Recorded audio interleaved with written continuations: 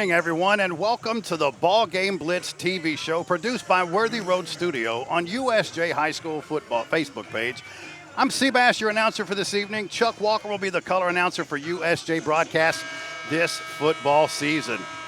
Any rebroadcast, transmission, editing, or further use of this BallGame Blitz TV show without the written consent of Worthy Road Studios is strictly prohibited. Other high schools covered by the BallGame Blitz TV show are Jackson Christian, TCA, and Trenton Peabody. And those games are broadcast to each high school's football page, Facebook page. We also broadcast all Union University home games for volleyball, basketball, soccer, softball, and baseball. All of our BallGame Blitz games are archived to Worthy Road Studios' YouTube channel. Again, I'm Seabass, and I'll be the play-by-play announcer for some of the USJ games this year for BallGame Blitz show on the USJ High School Facebook page. Our director tonight is Paul Schulze. Adrena Hicks and is our replay operator. Our producer is Paul Schulze. On cameras tonight, Eric Eminem, I'm sorry, I would love to give that last name, Miss Childress, I do believe. Our executive producer for all of our schools or other sports events is Paul Schulze. Please support our advertisers who help make Worthy Road Studio TV show BallGame Blitz broadcasts the high quality that they are. Without these advertisements, there would be no crews to bring you these broadcasts. And our advertisers include our replay sponsor, Carlock Nissan. Our pregame sponsor is Brooksy's Barn. Corner logo sponsors are Mitchell's Body Shop, Jones Chevrolet, and the Blacksmith Restaurant. Our scoreboard sponsor is Thompson & Smith Insurance. Touchdown sponsors, Garrett Plumbing and Heating. Our first down sponsor is Thompson & Smith. Other advertisers are Aloha Pools, Southeastern Termite and Pest Control, Elite Dental, McCoy's Heating and Air, Alive Hydration and Spa, Lifeline Blood Services, Kaufman's Furnishings and Appliances, Arrington Funeral Directors, Bank of Jackson, King Jewelers, Nest Realty, and Lifestyle Vision. Without further ado, let me introduce my good friend to you, Mr. Chuck Walker, doing all of the color commentating tonight. We are coming to you live from Union City, Tennessee. We're a couple of 1-0 teams tonight. Your USJ Bruins, who won 47-0 over Liberty Tech in week number 1, take the road for their first road game of the season, and it brings us all the way up to beautiful Union City, Tennessee, home of the Tornadoes. Last week, Chuck, these Tornadoes, this is their home opener, went on the road to Lake County and didn't just win a game against their rival, won 62-14. And after talking with some of the coaches here in the pregame, yeah, Lake County's down a little bit, but this might be the year Union City makes a real run.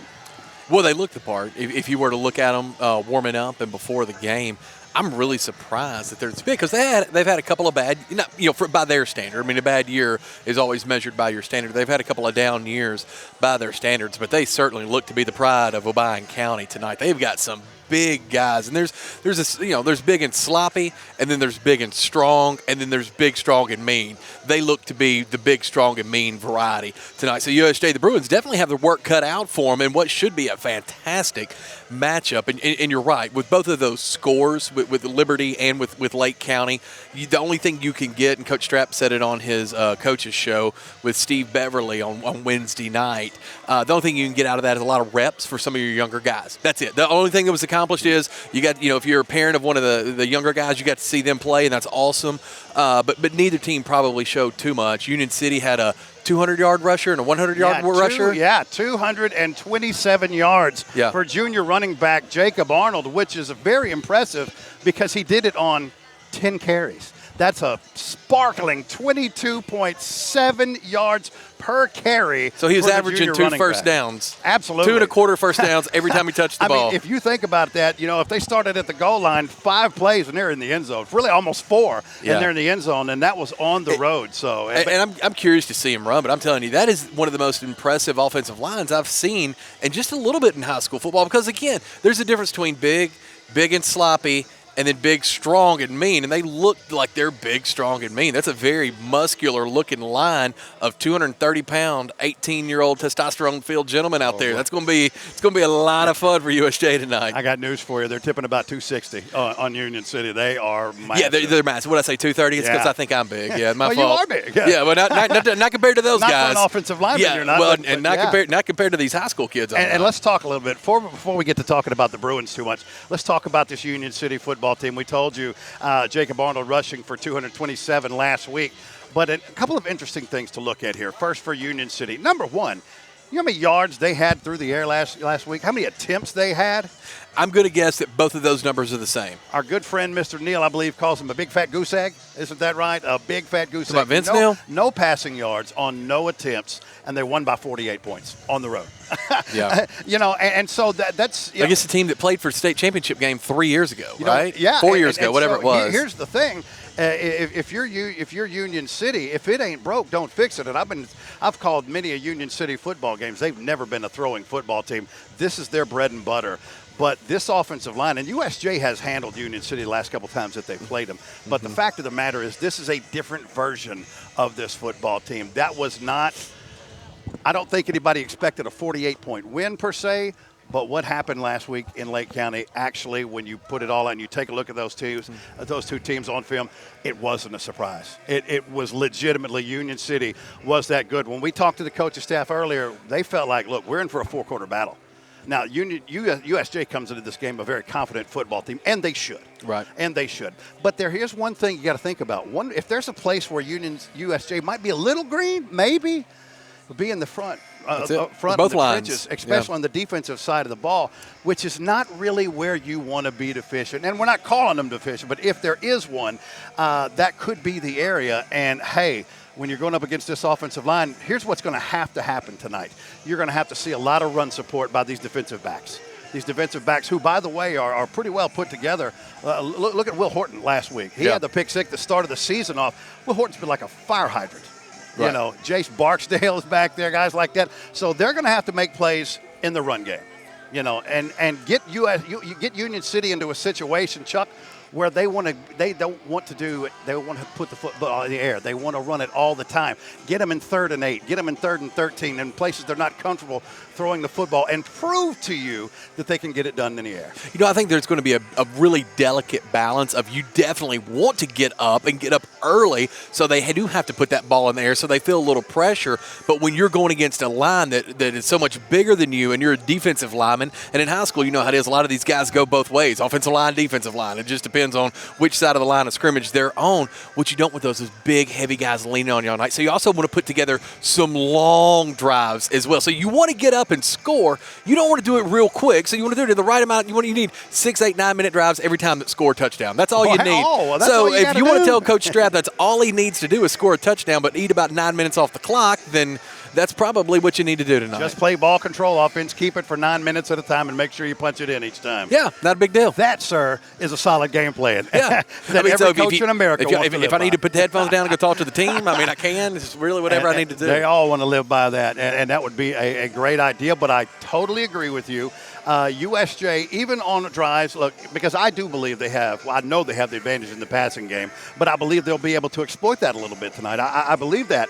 But I'm kind of like you. Even if I thought that I could score in a minute, in 2 minutes, take your time. Take your time. And it ain't going to be near that easy. Right. But take your time, because you're absolutely right about that, because the Tornadoes have the advantage in the trenches, at least pregame. Right. Size-wise, it appears that way. That's right. You want to know about their technique and stuff. Well, let's just assume with 400 yards on the ground that it's pretty good. Now, because you want to know the truth, you always hear people say that, and do you know why they say it? Because it's always been true.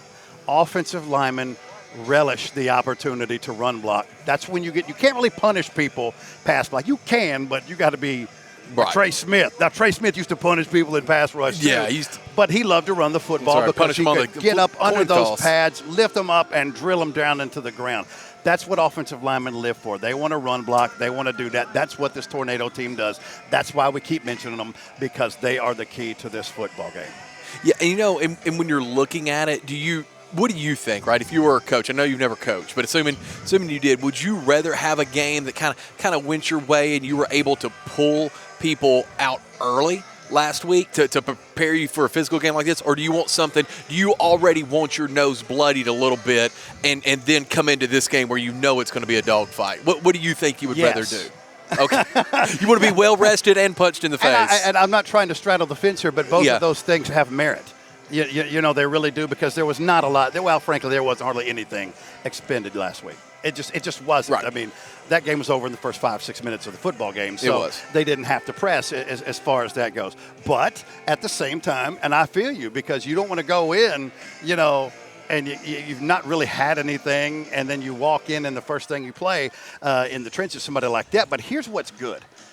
I want to remind you, about 3 weeks ago, this same Bruin team scrimmaged Trenton Peabody, who's every bit as big, if not bigger, than Union City in that offensive line in the trenches. And they beat them. Now, it was a scrimmage. I freely understand that. But trust me when I tell you this. To those kids out there, it's not just a scrimmage. Right. If you're going to be there, you're going to play hard. That's right. Whoever's apart, whoever's on the other side of that football. And they won that game against a team that we saw, you know, now they didn't have their quarterback, but in the trenches, Trenton Peabody's a big football team. And so USJ is not going to be surprised by the size that they see out of Union City, but it's a different style. It really is, and you're going to find that out tonight. With Trenton, you would have had to prepare for the pass as well, with or without Driggers, which, by the way, was injured in that football game. But this is a different and he game. should be back not this week against Westview, next week, which is their first region game. That's the reports that we're hearing there. Absolutely right. And by the way, speaking of Trenton Peabody, you can check them out tonight on their Facebook page as well, and on WNWS TV as they take on Martin Westview tonight. And Dan Hughes and Terry Clement on the call on that one. It's weird, because we're talking about Trenton Peabody, and we're talking about the defending 2A state champ. Matter of fact, this game will feature the last 4 state champions in Class 2A between these two teams. Yeah, because we had 3 of them last year. And Westview last year. No, They're you're both 100% 0-1. They both lost 2 possession games last week. One to Milan, Trenton Peabody to Milan, 26-14. And then Martin Westview lost at home to Dresden, 28-13. This is not a region game. It's not panic time. But I think we both know neither one of these proud programs, one of these fantastic programs, want to start out 0-2, but somebody's going to tonight.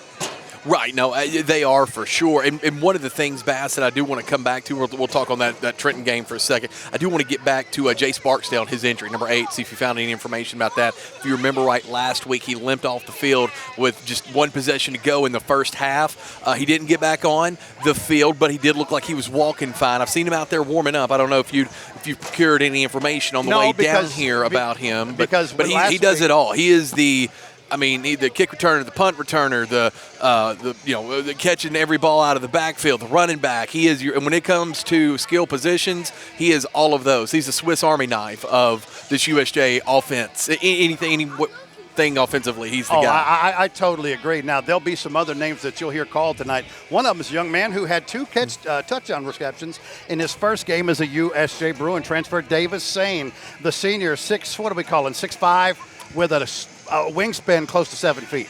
The young man has a skill set that you either have or you don't, and he is got soft hands. He's just still got to learn the position itself, the intricacies of using that type of height advantage. Yeah, what'd you say last week? Catching ball up high, pointing the ball pointing it is one in thing, the corners. And that is very important. But also when you realize when you have to come back and make the adjustment on a ball that you can't high point, that is underthrown, but you still have the ability to go over your defender and make that play. You have to be able to go back and do that. So just little things like that. And they found their weakness last week and they exploited it. They hit Liberty early. That was their first offensive touchdown, was to Sane. Would like to see him matched up tonight. Haynes Carney's another name that we're going to call a little bit as well from that receiving core. And then a young man who only had 1 or 2 carries last week. I expect him, and I think the Bruins need him to be a big part of this tonight because it can't just be pass versus run all night. I think the Bruins have to prove that they can run it too if we're talking about sustained drives. And that is where Kevin Finch, the senior running back, is going to come in. 5'10", 165. Extremely talented. Of course, if you remember, Bruins fans will remember from last year when Steele Haynes went down that Finch came in and gave them good time, good production out of the backfield. They will need him. He's their number 1 running back, and they're going to need him to be that, not a bell cow. I don't need him to be a bell cow. Give me 15 carries, give me 80 yards and a touchdown per week, and we're going to be great. Yeah, no, I agree with that completely. And somebody that came up came in late once the game was well in hand for USJ that I was really impressed with last week. Just the way he ran and especially the way he cut was Titus Taylor Jr., another running back. Oh, yeah. That is a junior this season. You would think would get the lion's share of the carries next year. He's fun to watch, and he's a good mix-up back, but he really, really cuts the ball upfield really well. I remember some plays he made in front of us last week against Liberty where it looked like he was going out and he would just cut back in, and it had nothing to do with the quality of opponent. It was just really, really good feet. You can either do that or you can't. Well, here's what I always say about that, because there might be somebody pointing out, say, well, he did that against, the second unit. Yep. First of all, Liberty really wasn't playing their second unit at that time. Secondly, the only issue would be is if the production didn't happen. Right. Right. Then we have something to talk about, but I'm not going to chastise somebody for producing. Yeah, no, and he did that against the turf. You can either put your, turn your radio up and step outside of your car or outside of your house right now and see if you can cut it, 90 degrees right now, on a dime and not lose speed. So that is you versus turf or you versus earth. That is not you versus a team. You can either do that or you can't. It's going to be an exciting matchup. We are about 13 minutes away from kickoff. I do believe, because I don't have my phone on, so I've turned my power on. I believe you with the time of day. What are we, about 6:45? Yeah, 6:47. Maybe a great time to thank a sponsor or two. Man. Southeastern Termite Pest Control. I've used those folks before. Look at them. And Look at I got to those tell guys. you, they're fantastic. Do you know anything about them? Not much. Not much. All I know is they're the very best at what they do. They're very happy to bring you high school football every single week on all the platforms for all the games. You give them a call 24 hours a day, 7 days a week. They will not be able to answer during this game, but as soon as it's over, they will. 731-660-1052. And by the way, this is not the only game going on tonight on Worthy Road Studio and around West Tennessee, but a couple of games that you can watch or listen to as well. On 93.1, that's going to be Jackson Christian. Now, here's a programming note for that. That is a 7:30 kickoff. That game will kick off at 7:30, so the pregame doesn't start until 7 o'clock. That's when Coach Joe and Brother Dave will take over for all that action as St. George's, the Griffin, come to town. Griffin were the high watermark a couple of years ago, and they've taken a little bit of a step back. They should be a little better this year, but I don't know. There's something about this Eagles team. They got a big win on the road last week against North Point Christian, and I expect this to be some fireworks tonight. I think the Eagles offense gets going early and often. I like Coach Palmer and this team. Gage Boykin's a solid quarterback, and they got all kinds of weapons. Mosley, they got a great running game as well. I really like where the Eagles are at, and you can listen to that game on 93.1. Also, on 105.3, the Trinity Christian Academy Lions will be taking on ECS. Dave and Stan on the call. Now, we are about to do the national anthem here, so we're going to take this quick break and come back to you live from Union City right after this.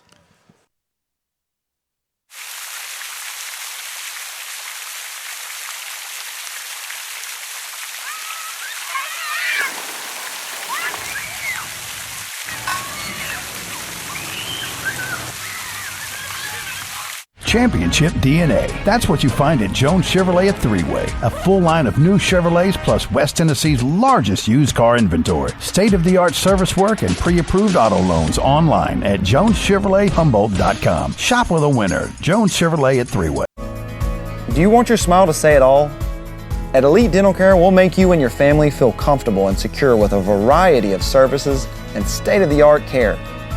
We offer sedation dentistry that will make your time in the dental chair comfortable and relaxed. Come by and see our newly renovated and expanded office in Jackson or one of our other convenient locations in Trenton or Dyersburg. Trust your smile with Elite Dental Care and let your smile say it all.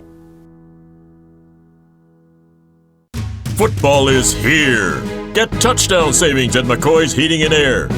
Cooler weather is coming. Tackle the season ahead with McCoy's and be comfortable this season. To get your furnace ready, we are now offering one-time cleaning for only $90. Score big! Call McCoy's and schedule your $90 cleaning today. Call 731-668-7492 or visit airmccoy.com. McCoy's Heating and Air, Jackson's most trusted team of technicians.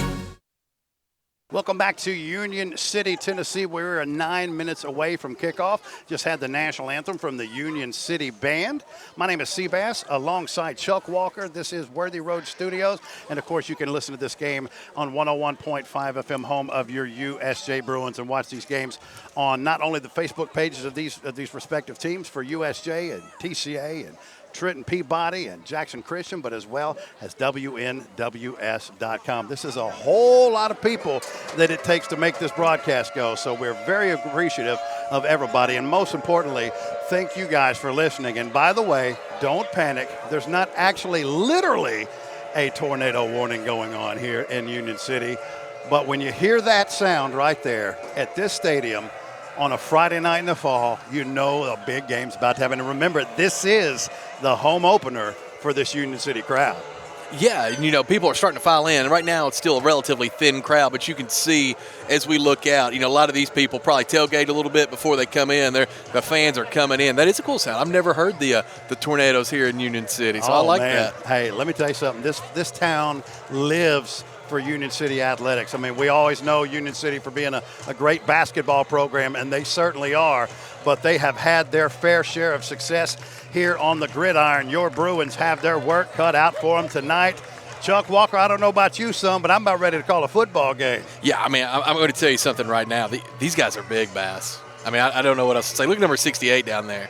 I know you are a mighty man, supposedly, of Kingsbury lore, but that dude right there looked like he could take your lunch money. He would have wanted absolutely this much 6'3", right here. 315. Not even a thing. That dude would take everything you own. He'd move into your house. I'm sure he probably Listen to me. He'd would. move into mine, too. It's a large man. 6'3", 315, they'll built say like if a you're truck. Scared, say you're scared. I didn't even have to tell him. He just said it. Yeah, no, that man right there is intimidating. That's an intimidating-looking dude. Hey, a couple things. First of all, last night, Lexington goes to Riverside after being beaten at home by 3 touchdowns to South Gibson in the first week of the season.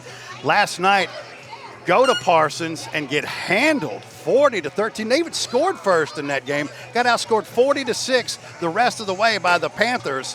So is this another run by the Panthers, or is there trouble in Big Red Tiger Town? Yes, and yes. I mean, you remember last year, Riverside went on that really nice run there at the end of the season. Them and Huntington both went on nice runs and it advanced in the playoffs. So, yes, I think they're always a quality team. And I've heard reports before that South Gibson game that Lexington was down, again, by their standards.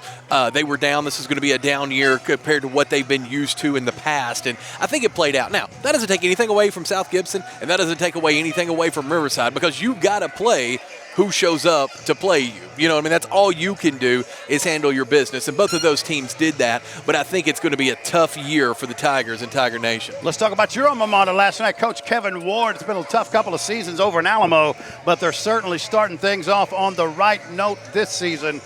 Big win last night. They blow Ripley out. Ripley beat Southside by 2 touchdowns last week, and Crockett County was having none of it. They were up 3 touchdowns in the first 6 minutes of that football game and never let their foot off the gas on their way to a big win to get themselves to 2-0. Yeah, 21-0, I believe, in the first quarter, if that is right. If I was following that game last night, I wasn't able to listen to it. But I'm going to tell you something right now. Talking to people in town that have kids that play there and nephews that play there, this is about redemption for Crockett County. They've been way down from the years of P.A. Pratt and everything. So they've been way down. They really feel like they've got something special this year. And honestly, for the first 2 games, if they're any indication at all, that they're not wrong, because that Ripley team, they've got a really nice running back in a running game. He's either a sophomore or junior. We talked about him last week.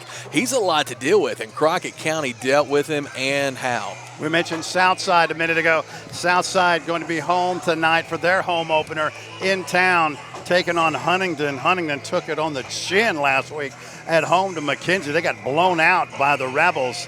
They're not going to be very happy, but Southside lost a game they thought they might have a chance going in to win too, and so they're not going to be in a good mood as well. Somebody down in the 01 is going to get their first win tonight. Will it be blue and gold or black and white? Man, it's really, really tough. I will say this. Every time we wanted to count Southside out last year, I went ahead and rolled with them, and they ended up beating Northside there the next to last game of the season. I'm going to go with Southside here just because the quality of loss, I think, was better. Although Ripley got blown out by Crockett County, so I don't really know what that means. And that's the thing, because people ask us a lot of questions early on, and which is fun. I mean, it's because it matters to people. Right. But the fact of the matter is, it's hard to tell much of anything. So the captains are meeting at midfield now for Union City. Your captains tonight, Gage Smith, the senior, as well as Davian Jeffrey, who Chuck says can beat me up, apparently. I think both of us at the same time. Darrell Littlejohn is another captain, and also number 54, Carson Collins, are your captains for Union City. Now, for the Bruins, we got Hayes Carney, junior, wide receiver, defensive back, kick returner, and we have Parker Barnes is one of the captains. I didn't catch the other two numbers before they mashed up in the middle there. Well, we did see Will Horton. Will Horton is up out there, okay. as one of the captains as well for your USJ Bruins. And again, we are about 3.5 minutes away from kickoff. And as, of course, you can see down there, we are down there in the huddle. See what the Bruins do here as we get ready. We're 3 minutes out from kickoff. Bruins coming into this one 1-0. If you're just tuning in, last week won 47-0 over Liberty Tech. So here's their coin toss. It's up in the air. And Bruins won the toss. I did see that. The Bruins win the toss, and they have elected to receive the football. So the Bruins and that offense will get the ball first. That means senior quarterback Berkeley Pettigrew is going to get his first crack in this game. Really impressed with what we saw last week. What do we need to see from Pettigrew tonight? Well, I was going to ask you. I mean, the thing about it is this is a quick tempo offense anyway. Not a ton of long passes down the field. You definitely don't want to get behind the chains with a team like Union City as big as they are. So I expect to see a lot of quick slants over the middle, you know, passes to the running back, short gains out of the backfield, maybe some RPO, some things like that. I would imagine. I don't know how much they work it down the field unless they find up a matchup they like. Tell you what I'm going to do first. If I'm the Bruins, Chuck, I want to see if I can run this football. It's the first. Look, and I'll do it out of spread formation. We've even seen this team through a few pistol formations last week.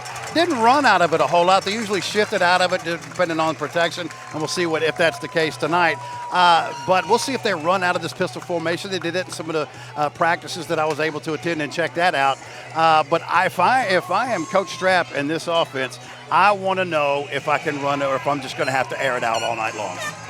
Yeah, no, I totally agree with you there. Let's make them prove it because again, size is one thing and that's good. That's something that's real hard to teach. But that doesn't mean you're always the most technically sound. And USJ could run some misdirection stuff, get some guys confused. They've got plenty of speed, and we're acting like USJ looks like a middle school team. That's certainly not what they look like. They got some big boys. They got some big boys over there too. It's just Union City is we're trying to give them their due. They're certainly a large team. Yeah, USJ, but as we said, they have scrimmage, and I think that's why they scrimmage some of the teams that they have to get them ready for opponents just like this. So we're under a minute. The time for talking is over with, and looky there. You know who that is? I don't even know where you're pointing. Right here in front of you. That'd be Mr. Ron Kirkland. Oh, okay, yeah, sure enough. Ron Kirkland. Yeah, he's probably a little torn today. He's got ties to both towns. Yeah, I think I'll ask him during the half. Who are you pulling for here? Pulling for here, Dr. Kirkland. All right, well, the time for talking is over with. It's all about getting it on. As we always like to tell you, the butterflies are just flying everywhere in both stomachs. You just need that first bit of contact. That's all you need. And you don't even have to be on the sidelines of somebody else to make the contact. That's all you need is that first punch. Once you get that, then it's all about what you've done, what you've prepared for, you worked for to execute in practice. Now you got to do it on the field.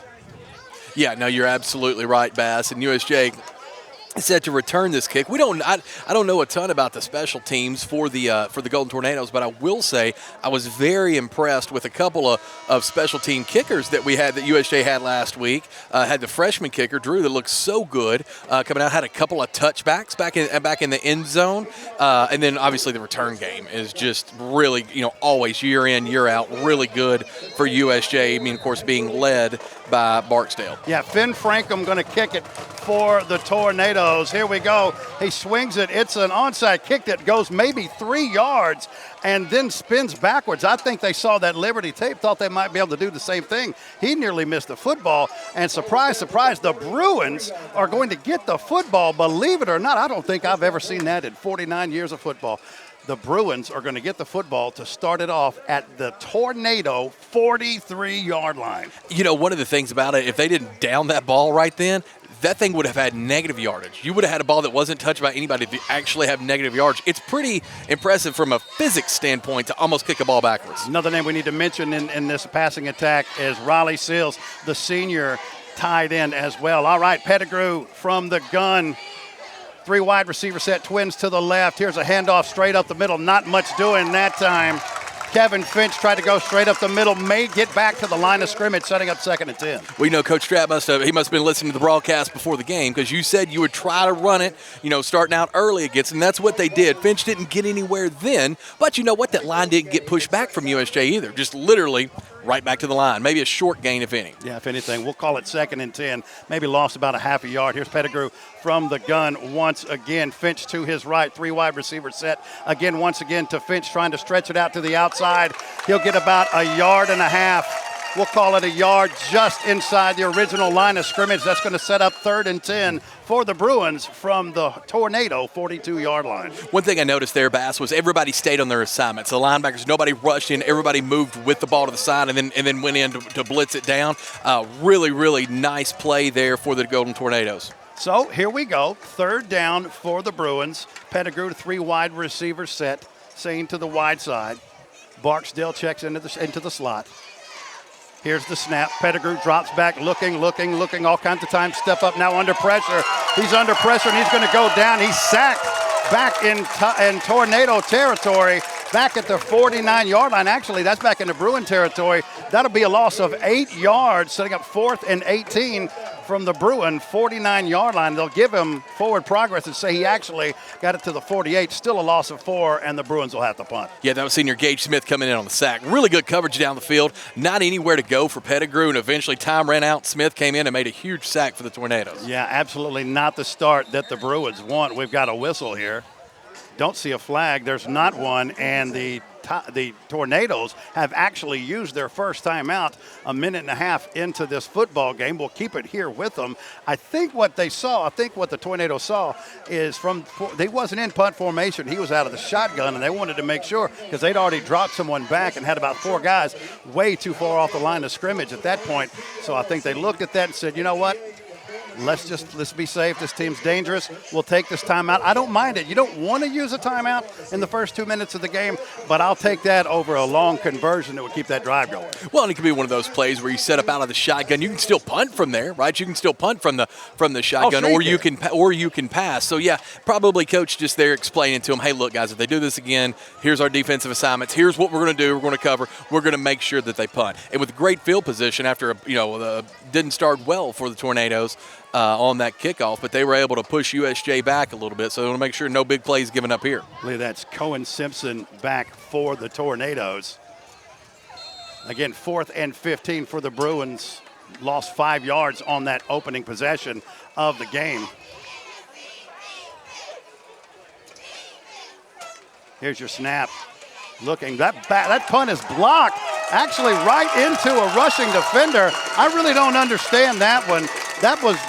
It went right off of his foot, hit a defender who came straight through the B gap on the right side, and now Union City is going to start off with fantastic field position from there. We'll see where they spot it. Their own 44, almost basically where USJ started the ball for this game from. We know USJ set up trips to that short side over there, so you thought maybe they were going to pass it. They were probably trying to confuse Union City right there to maybe jump a little early, something like that to increase field position, but they didn't do it. And like I said, there was nowhere to kick that ball except right to a defender's shoulder pads. Keaton Brown is the quarterback for Union City. Calls his own number straight up the middle. Not much doing that time. Great job by that defensive front. You see that stacked box right there. Maybe a yard, possibly 2. We'll call it 2nd and a long 8 for the Tornadoes. Yeah, really good run there. Good spin because he was hit immediately at the line of scrimmage. Brown was able to spin that out, fall for an extra yard and a half or so to get positive yardage there. But a good push there by the Bruins. Yeah, on that tackle in that play right there, number 44, Maddox Rabin, right there in the middle of that defense with the tackle. So here come the Tornadoes, 2nd and a long 8. 9:34 left to go here in the first quarter. Here's your man in motion. Bruins come across the line of scrimmage. Let's see if they were drawn. I don't believe they were. They were not. That's going to be on the defense. They'll mark it off 5 yards and a free 5 for the Tornadoes, making it 2nd and 3 instead of 2nd and 8. Yeah, Ty O'Neill was just a little aggressive there, jumped over just a little quick, and he knew as soon as he did, and you're going to get that every single time. That'll be 2nd and 3 just inside Bruin territory at the Bruin 49-yard line. USJ went 3 and out on their opening possession. The Tornadoes just now starting their first one. Here's Brown under center with the fullback dive. Actually calls his own number. Nothing doing that time. He's caught from the backside by the edge rusher for USJ. Nice job. That's going to set up third, and we'll call it a long one for the Tornadoes. Yeah, they were able to move that ball forward. And I'll tell you something that Brown doesn't do. I've noticed that he's gotten hit twice now, pretty close to the line. He keeps his feet moving on both drives, and he's able to get positive yardage, even if it's a couple. You get 2.5, 3 yards every time. Next thing you know, you run into a first down. That was Ty O'Neal on that tackle right there from his right defensive end spot, crashing down. So, third and a long one for the Tornadoes. Brown under center. Double tight formation. Here's the fullback dive off the left side, a gap, and more than enough for a first down to the 43-yard line. Needed a yard and a half. Got about 4, and the Tornadoes are on the move at the Bruin 43. Yeah, Parker Barnes makes a nice tackle there, coming from the linebacker spot, but not after the first down was made by the Tornadoes. Yeah, we have yet to see Jacob Arnold with the carry. Jacob Arnold is a young man who had 227 yards last week against the Lake County Falcons. Just a junior. They love this young man. Brown under center. Man in motion. There's that dive right there. Not much doing. The A-gap eaten up by the Bruins. The interior of that Bruins a defensive line doing a really good job getting penetration against the interior of that offensive line, which, as you mentioned, is very big. Yeah, Kanye Sawyer coming in there, really catching him just after a short gain, dragging him down, brings up 2nd and 9 for the Tornadoes. Really nice tackle there by Sawyer. Yeah, Tahari Jones on that one. That's going to set up 2nd and 9 on the Bruin 42-yard line with 7-4. All right. All right, so here's the handoff off the left side. That's going to be a pickup of about 3 yards. That's the initial carry. The first carry for Jacob Arnold, the young man we've been telling you about. He picks up about 3 yards, setting up third, and we'll call it 6 for the Tornadoes from the Bruin 39-yard line. Yeah, that was Maddox Rayburn and a congregation of Bruins to bring him down there. See, this probably a den of Bruins probably made more sense. This is what I was worried about. This is a 4-minute drive already. Yeah. This is what we were worried about, and it's a hot, humid August night. This is not what you want if you're Coach Strapp and the Bruins. You see that 4 men across the front right now. Brown calling his own number off the left side, really just nowhere to go. These edges are doing a great job of playing contained and forcing that ball back inside to the waiting defender, and that is going to set up 4th down for the Tornadoes. We have a whistle. I don't see a flag. Yeah, they're saying 4th down. Yeah, that was just trying to get the spot right. Yeah, I think you're right there. That was Sam McMillan on the tackle. Also with Maddox Rayburn there to bring up 4th down. So you're going for it here, right? Yeah, for sure. Yeah, no matter what. It's 4th, and we'll call it about 3 for the Tornadoes. Brown under center. Here's your man in motion. Give to the man in motion being strung out. Needs the corner. He's not going to get it. He is not going to get it. USJ scraped that line of scrimmage perfectly. Big-time tackle, turnover on downs. Bruins take over on their own 35. Unbelievable pursuit by number 5, the sophomore Noah Spencer there. Came out of nowhere. That play was going to be shut down as soon as they moved it to that right side, and Noah Spencer looked like he was shot out of a cannon. Sniffed him out, took him down. 1st and 10 for the Bruins. And took the perfect angle down that line of scrimmage. Just like geometry. Yeah, I mean, and that's really, it's what it is. Yeah. It's absolutely what it is. Thinking man's Great game. way to phrase that. I totally agree. So the Bruins will start their second possession here with 6:46 left to go in the first quarter from their own 35-yard line. Berkeley Pettigrew from the gun. Finch to his left. Here's a quick pass into the short side flat. Not much doing. Maybe a pickup of about 2 on the play. Believe. Who was that? Yeah, that pass was that pass completed to Noah Spencer there? I think maybe Colby Craig was in on the tackle. Had it read well, that wasn't going very far, no matter what. He got it right back to the line of scrimmage there. We couldn't tell who it was first because all the way on the other side of the field. And the officials calling it a timeout. Bruin is limping off the field. See if you can get that number. Yeah, that is coming off. Looks like maybe a cramp. It is very humid out here. Yeah, that's 65, the senior George Allen coming off the field for the Bruins. 4 wide receivers set. Here is Pettigrew looking to his right, firing out the right side. Fat completed up to about the 39-yard line. That's the first catch of the night for Jace Barksdale, the top weapon for this Bruins offense. A pickup of about, let's call it 4 yards, and that's going to set up 3rd and 6 for the Bruins from their own 38-yard line. We'll call it 39-yard line. Yeah, Barksdale had to kind of slide down to catch that ball, so he was down as soon as he hit it. 3 wide receiver set. Berkeley from the gun takes the snap, looks to his left, fires out in flat, caught for the first down up to midfield. Beautiful pass. Pettigrew led Barksdale perfectly. That's caught at the 49-yard line, and it is good enough for a Thompson and Smith first down. Cohen Simpson there for the tackle for the Tornadoes. But let me tell you something about Barksdale. He slipped a little bit on the grass right before he caught that ball. Otherwise, we could be looking at 6 here. Boy, beautiful catch that time. Here's Pettigrew. Once got a man streaking down the left sidelines, just out of the reach of his receiver, down around the 23-yard line, and great coverage that time by the Tornadoes. 2 defenders, double teamed. Yeah, Hayes Carney there on that intended reception, just a little bit overthrown. But yeah, the safety dropped back over the tie side. That was double coverage. That's going to be a pass that you throw where only your guy can get it. Otherwise, it's out of bounds. 2nd and 10 for the Bruins from their own 49-yard line. Early stages of this one, 5:44 left to go in the first quarter. No score here from Union City. Now here's a give a Finch straight up the middle. Has a hole in the A-gap, keeps those feet moving. He'll pick up about 5 yards on the run. Best run by far of the night so far for the Bruins, down to the Union City 44, and that's going to set up third, and we'll call it a long 4, maybe 5 yards for the USJ. You heard of the pass setting up the run? That draw ran perfectly through the middle that time, the first positive yardage USJ's got on the ground. So here we go, 3rd down. Pettigrew with the snap, looking to his left, patient now rolling to his left, needs to find a man. His receiver comes back, nearly caught. This has got to be pass interference, and it will be. Flags come everywhere, and it's too bad for the defender. I think he's a victim of the fact that the pass was underthrown. The receiver had to come back, and he ran straight into the receiver, and that was going to be contact. That's going to be pass interference on the Union City Tornadoes. That's going to be an automatic first down for the USA Bruins. Yeah, big play there. And Cohen Simpson you're right, the pass was underthrown. It was definitely interference, though. He was all over him. Now, maybe he couldn't help it, but it doesn't matter. Results what matters. It's one of those things. Yeah, it is what it is. When you go back, you look at it, what exactly did I not do that you taught me? I did what I was supposed to do. The pass was a little underthrown. The Bruins will take it regardless. That is a Thompson and Smith first down, the easy way. It's down to the Tornado 31-yard line, 1st and 10 for the Bruins. Finch to the right of Pettigrew.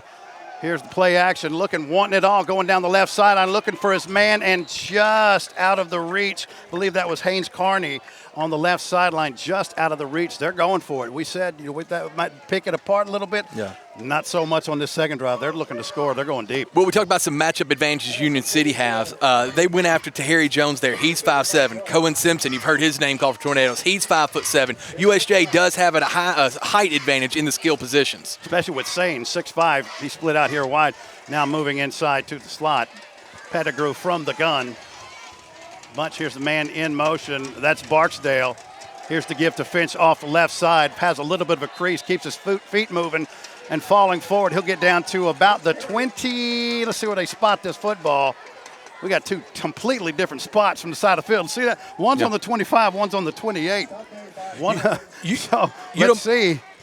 Well, we're looking for the spot. You don't mind if we talk lineman for a second? Because that was set up by the senior, number 62, Mark Cox, just moving the defenders there to clear that way for that big gain for the Bruins. 3rd and 6 from the Union City, 27-4-37 left to go here in the first quarter. Pettigrew from the gun.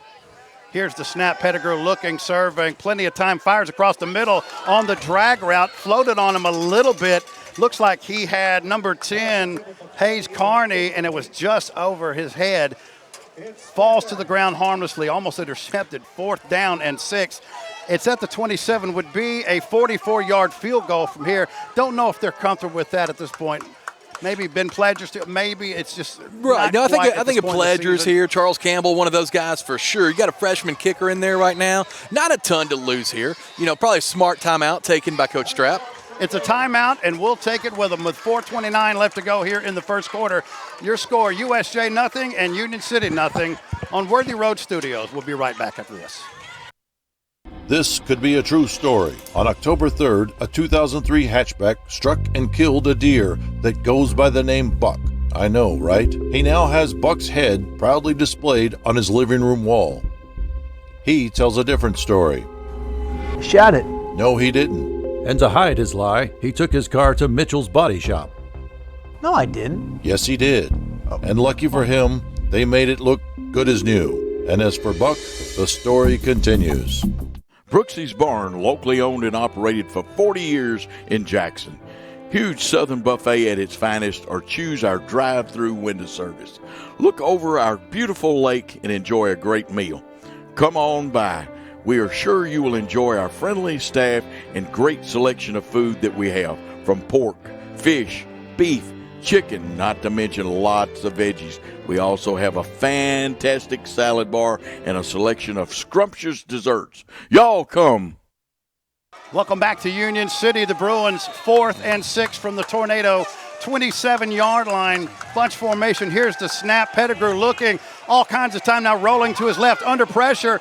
Breaks through a tackle, needs to get a 5 more yard gain, but he can't do it. He goes out of bounds, but we have a flag on the play. This might be a hold. We'll see what we've got. Yeah, I think it looks like it appears that it's going to be a hold where that flag is. Yeah, that's exactly what it is. Yeah, it's a hold on the Bruins, and that will easily be declined, and that will end that drive for the Bruins. It was a promising opportunity. They didn't get anything out of it, and with 4:21, Union City left to go in the first quarter. Union City will get their second possession. Still no score. Yeah, but that time that was at least ate up some clock, kept the defense off the field for a couple of minutes there for the Bruins, there for USJ. Plus, they've shown they can throw the ball in the air and move it on the ground after you have to open some things up through the air. Let's see if Union City opens it up a little bit in their running game. When I say open it up, they were pretty tight with their formations, and everything was mainly in between the tackle, except that 4th down that got strung out. Let's see what happens. Brown under center. 6 men on the line of scrimmage for the Bruins. Now off the left side, trying to cut it back inside. Not much doing. He'll pick up about 2 or 3 yards. Bruin defense swarming that time. Looked like Sam McMillan, the Mike, in on the tackle. Yeah, Sam McMillan and a handful of other Bruins in there on that tackle. About a 4-yard gain. The thing about it is this Union City team is starting to get some chunk yardage on the ground, 3 to 4 yards at a time, which is, a lot less than what they did last week against Lake County, but still positive chunk yardage every time. The coaching staff told us they thought they were in for a fourth quarter war. If the first quarter is any indication, I think they would have been spot on. 2nd and 6 for the Tornadoes. Now here, taken down in the backfield, that's Jacob Arnold. He may get to about a half a yard there. Nothing else doing. Tackled from behind once again by that Bruin defense. Maddox Rayburn almost took the handoff there. He was in the backfield so quick, had him wrapped up, went on a little bit of a ride, but very good jump on the ball there by Maddox and way to hold on to him. And really nice play. Think about it. This is really more his game. Maddox is 5'9", 170. You think, what about all these big guys? He's quicker than they are, and it's giving him trouble right now because he's quick. Oh, yeah, he's off the ball. He's right there. Like I said, he about took the ball. So 3rd and 5 for the Tornadoes from their own 34-yard line. We've got a flag. Let's see what this is going to be. I didn't see anybody move. Doesn't mean it didn't happen. We'll wait for the white hat. That's going to be on the Bruins once again. And if so, that may be an automatic first down. Let's see if it's enough. It'll be close. And it is. That's going to be a first down for the Tornadoes. Look, Union City doesn't need your help by any stretch of the imagination. You want to get off that ball, you want to fire quick, we get that, but you got to do it on time. Here we go. That means the Bruins, with their second offside penalty of the night. Now Tornadoes, Brown under center at his own 38, and we may have another one once again. No flag this time. Boy, that must have been the greatest timing ever. Jacob Arnold's going to pick up about 3 yards, but I thought the Bruins were across the line of scrimmage again. Yeah, I thought so as well. I'm surprised there was no flag. That's a Will Horton in on the tackle. He's a sophomore for the Bruins, but yeah, again, 4 yards, 3 yards, 4 yards, 2 yards, 6 yards. Just wears you down. And even though the Tornadoes have not thrown a pass this season so far, you have to be diligent all the time. You can't just say, well, I'm committing every time to run support. You have to, even in these bunch formations like this. And the Bruins recognize that. You see the 3-4 back here in this shell, that 4-1-6. There you go. Now straight up the middle. Arnold finds something off a right tackle. He'll pick up about 4 yards, setting up of a 3rd and 2 from the Tornado 46-yard line. Yeah, Gage Smith on the carry there, getting it again. 4 yards positive, moving the line, and it's 3rd and short. That's exactly where you want to be if you're this Tornado team. both teams a little tentative still. You know, I mean, they're filling each other. It's like the first couple of rounds of a fight. Right. You know, they're still trying to fill each other out. Under 2 minutes left to go here in the first quarter. Brown under center from his own 46-yard line, 3rd and 2. Here's the fullback dive on the left side. He's hit at the sticks, but keeps those feet moving. Falls forward into Bruin territory, down to the 49. Needed 2, got about 4.5, and the Tornadoes are on the move back into USJ territory once again. Sam McMillan was there to make that initial contact, which would have been, if it could have brought him down, maybe a little bit short of a first down, but a good job keeping your feet moving. Really big fullback running that ball. That's no slight on Sam. He just kind of ran through him there. Boy, this is everything you didn't want. The only good news is they hadn't ripped off anything. Right. But other than that, this is exactly the way Union City would want this first quarter to play out. Again, Brown under center, man in motion is Jones. Give that time right up the middle for about a 4-yard gain is Jacob Arnold. Arnold, the powerful runner, he's not going to blow by you, but he will run you over. You know something I'm starting to notice there, Bass? That was the tackle was made by linebacker Parker Barnes. But, you know, the first drive or two, tackles were being made at the line, the defensive line. Now the tackles are starting to be made at the linebacker spot. What you don't want to do is all of a sudden the safety's having to make all the tackles. Indeed. Here we go. 2nd and 5 from the Bruin 44-yard line. Just under a minute left to go here in the first quarter. Here's a give taken down in the backfield. That time a give to Jacob Arnold. Be lucky to get to the line of scrimmage. They'll say he fell forward for half a yard. Nice job, backside pursuit of that defense. Yeah, Maddox Rayburn has got this snap count timed out perfectly. It looks like there could be laundry on the field, but once again, and you're right, Maddox Rayburn's not as big as those linemen, but he's jumping straight through there and got them timed out perfectly. I couldn't tell if that was a flag or that the referee's shoe was yellow.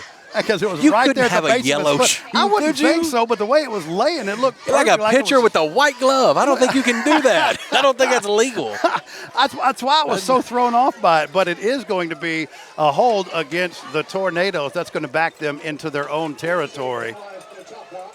They're going to call that actually a chop block. Yeah, that's way worse. It's going to send it all the way back to their own 41-yard line, setting up a place they absolutely want nothing to do with, and that's 2nd and 20. Yeah, this is exactly what you want if you're USJ. You know, let them play behind the sticks as much as you can. Force them to air it out. They do have 2 split receivers here.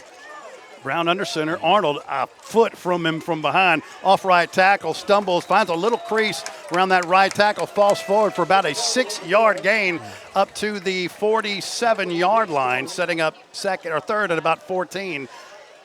We'll see if the Tornadoes decide to run another play here or not in the first quarter. They don't have to, and they don't look like they're in any particular hurry. Yeah, that tackle was made by one of the top catchers in the state of Tennessee. That's senior Brooks Jones in on there, you know, clogging that up quick. And I tell you, if USJ is going to have success tonight, guys like Brooks are going to have to step up. Brooks is a big, strong, physical guy. He's going to have to hit him once and knock him down. So that is first quarter play, 12 minutes in the books, and your score after 1, Union City nothing and USJ nothing on Worthy Road Studios. Back right after this.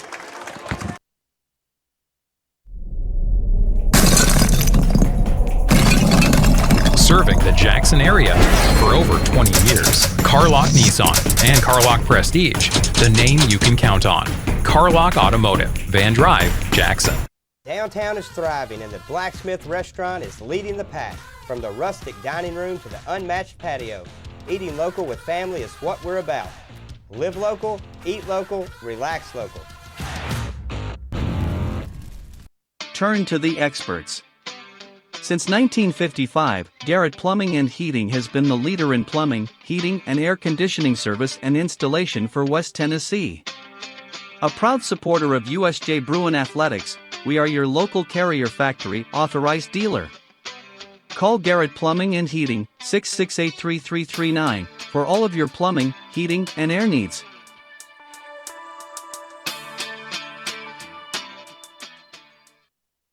Welcome back to Union City, Tennessee, where your USJ Bruins are knotted up in a good one here at nothing. No score in the first quarter. You know, these two respective teams scored 109 points combined in their opening game, and after 12 minutes, they've got nothing to show for it.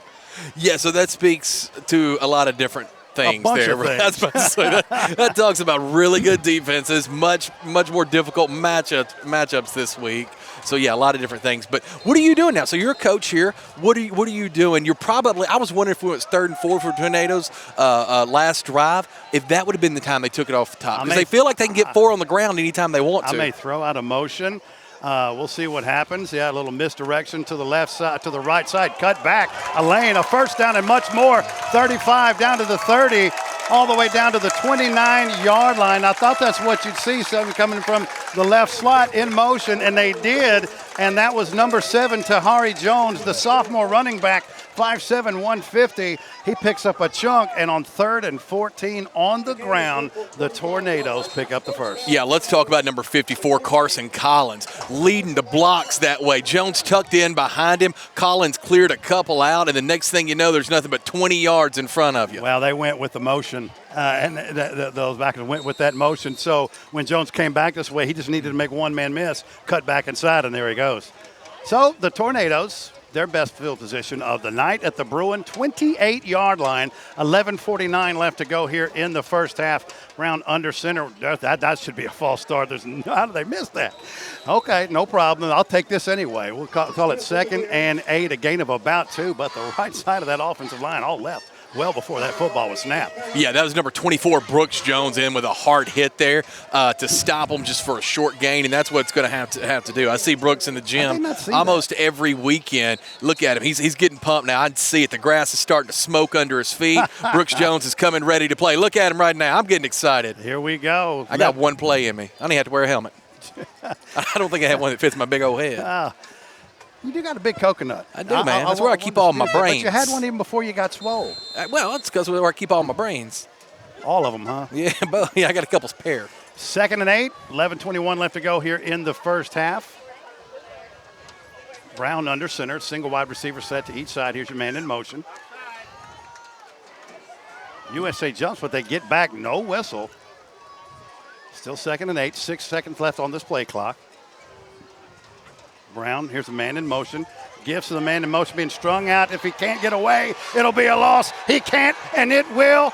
Great job by that Bruin defense sniffing that one out. That's going to be a loss of about 5 yards on the play. Yeah, Ty O'Neal coming in there, making a huge play. Tried to sweep that around to the wide side over there. He was not having it. Wrapped him up and even took him back a yard when all the momentum was there for the Tornadoes. Now we're looking at 3rd and long again. I'll tell you what, it was either he gets him or he gets that edge. That's exactly right. And so you're right. O'Neal made a great play right there. Puts the Tornadoes in 3rd and long again. Once again, 3rd and 13, this time from the Bruin 32-yard line.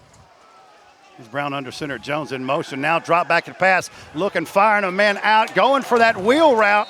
Had him. He was trying to hit that wheel route on the right side to Colby Craig, and it was just too far out of his reach. Incomplete, and that's going to set up 4th down for the Tornadoes, but they're at the 32, so you got to believe, unless you think you can truly pin the Bruins deep here, this is about the field position they went to last time. Yeah, they went for it. And I'll tell you, for the first pass of the year for the Tornadoes, not a bad-looking pass. A little long. You need a little long, but, yeah, really, really nice-looking pass. That wasn't one of those ducks that sometimes we see. With some air under that may float right into his hands for a touchdown. So here we go, 4th and 13. Brown rolling to his right, under pressure, rolling, looking, firing. Hits his man in the flat, incomplete. Wouldn't have mattered anyway. Would only been about a 2 or 3 yard gain. Will Horton, and it looks like, was that Brooks Jones as well? Yeah, no, that was number 2, Parker Barnes. But I'm telling you, Brooks Jones is giving these guys a religious experience. I could start to see it, building there during that last drive. They were getting pumped up. The sidelines were getting pumped up. That's big man Parker Barnes coming in and laying the lumber there. These guys are looking for the hit. We talked about this to start the game. They haven't been punched in the mouth yet. No big deal. Punched in the mouth, taste your own blood. Sometimes that fires people up. That's how I got through Crockett County. Now it's on. Now it's on. Yeah. Now it's just football. Now it's football. Let's see what you got, and we'll see what I got. Here we go. 4 wide receiver set. Pettigrew from the gun. Finch to his left. 10:09 left to go in the half. Here's Pettigrew. Wants to throw the quick hitch out in his flat pass knocked down at the line of scrimmage that time. Pettigrew was under pressure, wanted to get his man out in the flat, but it was covered. Finally got the ball off, but knocked down at the line of scrimmage, setting up 2nd and 10 for the Bruins. Yeah, that was Keaton Brown, who almost came my way with an interception there. Really good pursuit on Pettigrew. Didn't have a lot to do it, but Keaton Brown got up big there. I thought he was about to bring that one in. Yeah, the offensive line's going to have to give Pettigrew a little more time on some of these. He's felt a little bit heat this evening. Oh yeah. It's hard to roll out and step up when you got people at you. So we've got a timeout for Union City. It's their second, and we'll take it with them. With 10:05 left to go in the first half, your score: USJ 0 and Union City 0 on Worthy Road Studio. We're back right after this. If you work outside or in a facility with no AC, or you're just struggling with this year's heat wave, it can really take a toll on your body and health. At Live Hydration Drip Spa, we can help you recover with our Beat the Heat special for only $59. Call or visit us online today to set your appointment. Championship DNA. That's what you find at Jones Chevrolet at Three-Way. A full line of new Chevrolets plus West Tennessee's largest used car inventory. State-of-the-art service work and pre-approved auto loans online at JonesChevroletHumboldt.com. Shop with a winner. Jones Chevrolet at Three-Way. Home furnishings, appliances, bedding, and so much more. Kaufman's. At the Bypass and Oil Well Road in Jackson. Home furnishings for every room in your home. Custom upholstery options too, with professional advice. Major appliances from America's top name brands. Mattresses and bedding accessories. Outdoor living and grilling too. And our fully stocked warehouse helps prevent supply chain delays. Kaufman's, for your life. And welcome back to Union City here on second down. Pass completed up to the 40. Makes a man miss down the left sideline. That's Barksdale. Finally ran out of bounds at the 30-yard line. That's a 39-yard reception from Pettigrew to Barksdale. Biggest strike of the game for Bruins, and a Thompson and Smith first down. Yeah, Barksdale, he's not going to be contained this whole game. They've done a good job bottling him up there. But I'll tell you something that sometimes goes unnoticed. Trace Carney was down there leading the way, trying to free him up there. He was one miss away from taking that all the way to the house for the Bruins. 3 wide receiver set, twins to the wide side. Pettigrew from the gun. 3-step drop, looking for the wheel route, just over the outstretched hands of Raleigh Seals. Had the matchup that he wanted down that left sideline, and that's the one thing we talked about with Pettigrew. Got a good arm on the release point on some of the intermediate routes. Sometimes the ball sails on him a little bit. Yeah, a little bit high, tall kid. Sometimes it does go up a little bit high. Plays a little bit of baseball too. I think he pitches a little, so yeah, high release there. That's one of those, if it's sane, he may have it. Right, yeah. That's right. And that's Riley Seals is not he's not a short guy by any stretch. 2nd and 10, here's Finch with the give up the middle, and absolutely nothing doing in the middle of that Union City defense. He'll be lucky to get back to the line of scrimmage. Matter of fact, I think he may have even lost a yard, but they'll call it 3rd and 10 from the Tornado, 31-yard line. Yeah, Tornadoes are collapsed in the middle right now, just right over center in the guards. There's nothing working. That draw play's not there. Yeah, mix it up a little bit. Maybe they'll get bored. And you've got 2 plays to pick up 10 yards here. Pettigrew from the gun, same formation, looking to swing out. Now he's got his man isolated, and, I know you want the pass interference there, but I don't know if there was a miscommunication that time, but receiver and quarterback were nowhere near the same page that time. He was looking for Sane on that one. That ball was about 10 yards in front of him, and gratefully into his zone where there was no one. The only thing I'll say about that is the receiver tried to come back to the ball. The defensive back never turned around, never made an attempt at the ball. That would be the only reason I'd want the flag I know he there. was But the 4th and intended long. receiver, but that ball wasn't 10 yards.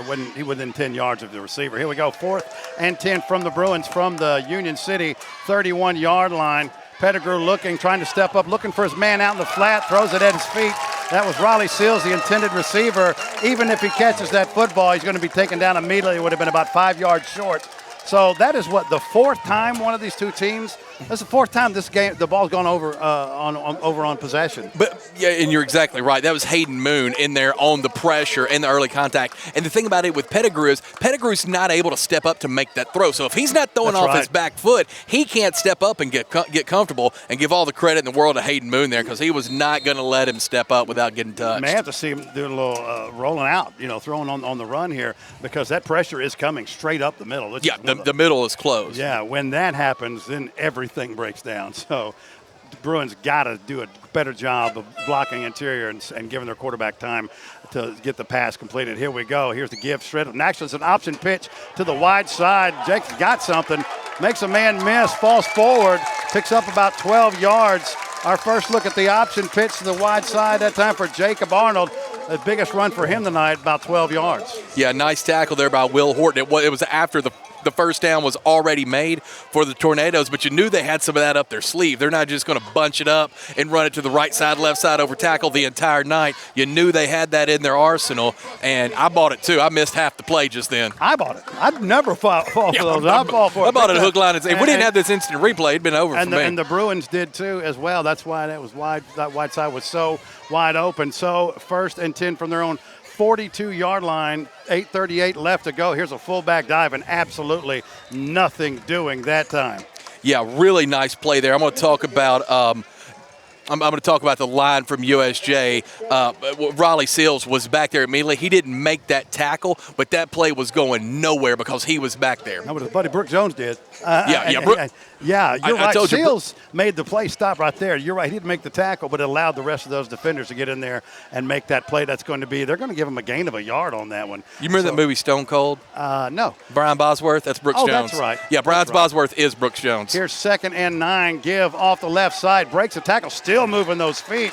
Now he'll pick up 3 or 4 yards. Hard earned because he was popped at the line of scrimmage that time. But it didn't matter. Kept those feet moving, and Jacob Arnold picks up about 4 yards. That's going to set up 3rd. And what are we going to call this? About 5. 3rd and 5 for Union City from their own 47-yard line. Yeah, Sam McMillan in there coming out of the linebacker course, stopping that, shutting it down. Chunk yardage, though, grinding. Trick play. That's what it's setting up. You wonder now, 3rd and 5, this would seem like a great time to pass the ball. Hate it for you if you had the over in this one. I set it at 2.5. May still go under. Brown under center. Option pitch to the right side. This time strung out well by USJ. He won't even get back to the line of scrimmage. That's going to be a loss of about 2 yards. Tornado fans want a late hit out of bounds. No mustard in the air. And now there is because one of the Bruins showboated. And that's probably going to be an unsportsmanlike conduct. We know who did it. We're not going to say. I will say this. Brooks Jones there on the early contact, on the tackle, pushing them out all the way to the sideline. Once they were down on the sideline, you can go back and look at the replay yourself and see what happened there. Man, instead of 4th and 6 on the Tornado side of the field. Let's see first. This could be offsetting.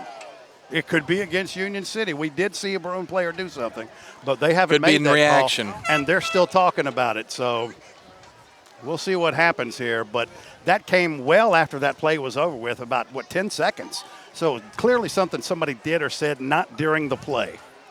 I will say this. I saw a Bruins player go straight up like you're trying to walk out of a congested space without touching a lot of people. I'm not sure what happened there. I thought he was throwing the Q sign. No, dude, I think he was throwing it up like, quit touching me. I'm kidding. Yeah, I mean, I know what I saw. I'm going to let you know if I agree with the call on the field once there is one.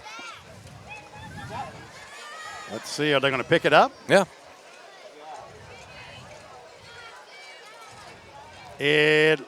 Let's see.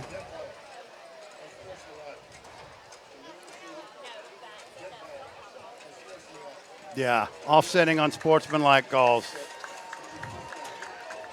And at the end of the day, that's probably about the closest you're going to get to what actually happened. Probably a little unsportsmanlike on both sides. I'll be honest with you. Yeah. I would like to know, though. I'd love to know. And we'll find out after. Yeah, you can go back and watch the Nest Realty replay there and see what you want. I can find out for you now if you want to. In the middle of it, so I'm going to ask him. If you'll talk for a minute, I'll run across the field and I'll ask Coach Stratt what he feels about it. Yeah, grab me something from the concession stand while you're at it. Let's see what Union City does, because it is 4th down, and that's their own 46-yard line. And Brown now drops back to punt formation, but that doesn't mean a thing.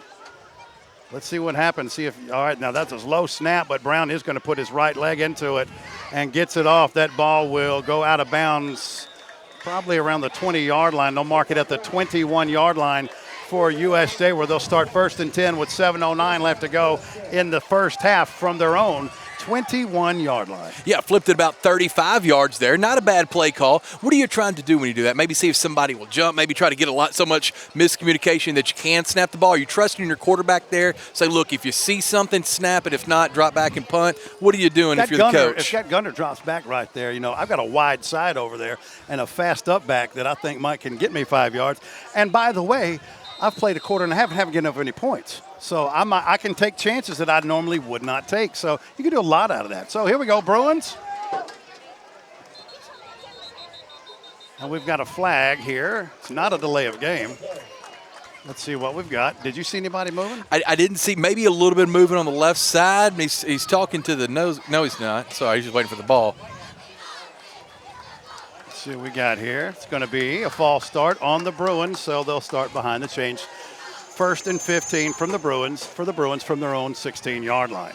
Yeah, not the kind of game they want to play right here. Neither one of these teams can be behind the chains. We've seen that tonight. Both a little sloppy. Well, fun game, entertaining, but a little sloppy so far. Here's Finch on the play action, bounces out of a tackle, still on his feet, and carries the ball all the way up to about the 19-yard line. He'll be just shy of the original line of scrimmage. We'll call it 2nd and maybe about 11. But what a job by Finch of breaking first contact. Yeah, give that to Finch's feet because he was hit and held on to by, how about this, 6'4", 300-pound sophomore, Keelan Robertson there. Finch didn't let his feet. Huh? Yeah, 300 pounds, big man. And the key there is 6'4". 6'4", that's right. 5'9", 300 pounds. Weren't you? What's that? Go ahead. Here we go. Man in motion. Give to Finch to the short side. Has a lane. Still going. Just past the original line of scrimmage. Falls forward for about a 3-yard gain. That's going to set up 3rd and let's call it 9 for the Bruins. What am I looking at? Yeah, well, the clock stop looks like we've got an official clock stoppage on the field there. That was a running play. I was curious why the clock was stopped. That's why I pointed at it. I didn't mean to trick you up there. I apologize. No, you're good. We got a flag down. I missed the flag right here on the near side. Another false start. After the play? Yeah, that's got to be blown dead. They haven't even gotten into formation yet. That would have been on the previous play. But you got to blow that down before the play happens, right? So we still 2nd down then?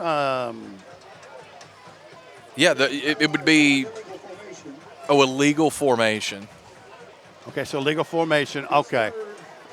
That's why they let the play happen. 3rd and 17 from the Bruin. Yeah, that's what it is. 3rd and okay, now that's more like it. Yeah, 2nd down. That play did not count it. It's 2nd and 17 for the Bruins from their own 14. Here's Pettigrew stepping back, looking on the drag route, and see miscommunication. Had his man on the drag route, but lucky he didn't throw a pick 6 right here. That ball was 3 yards behind the wide receiver.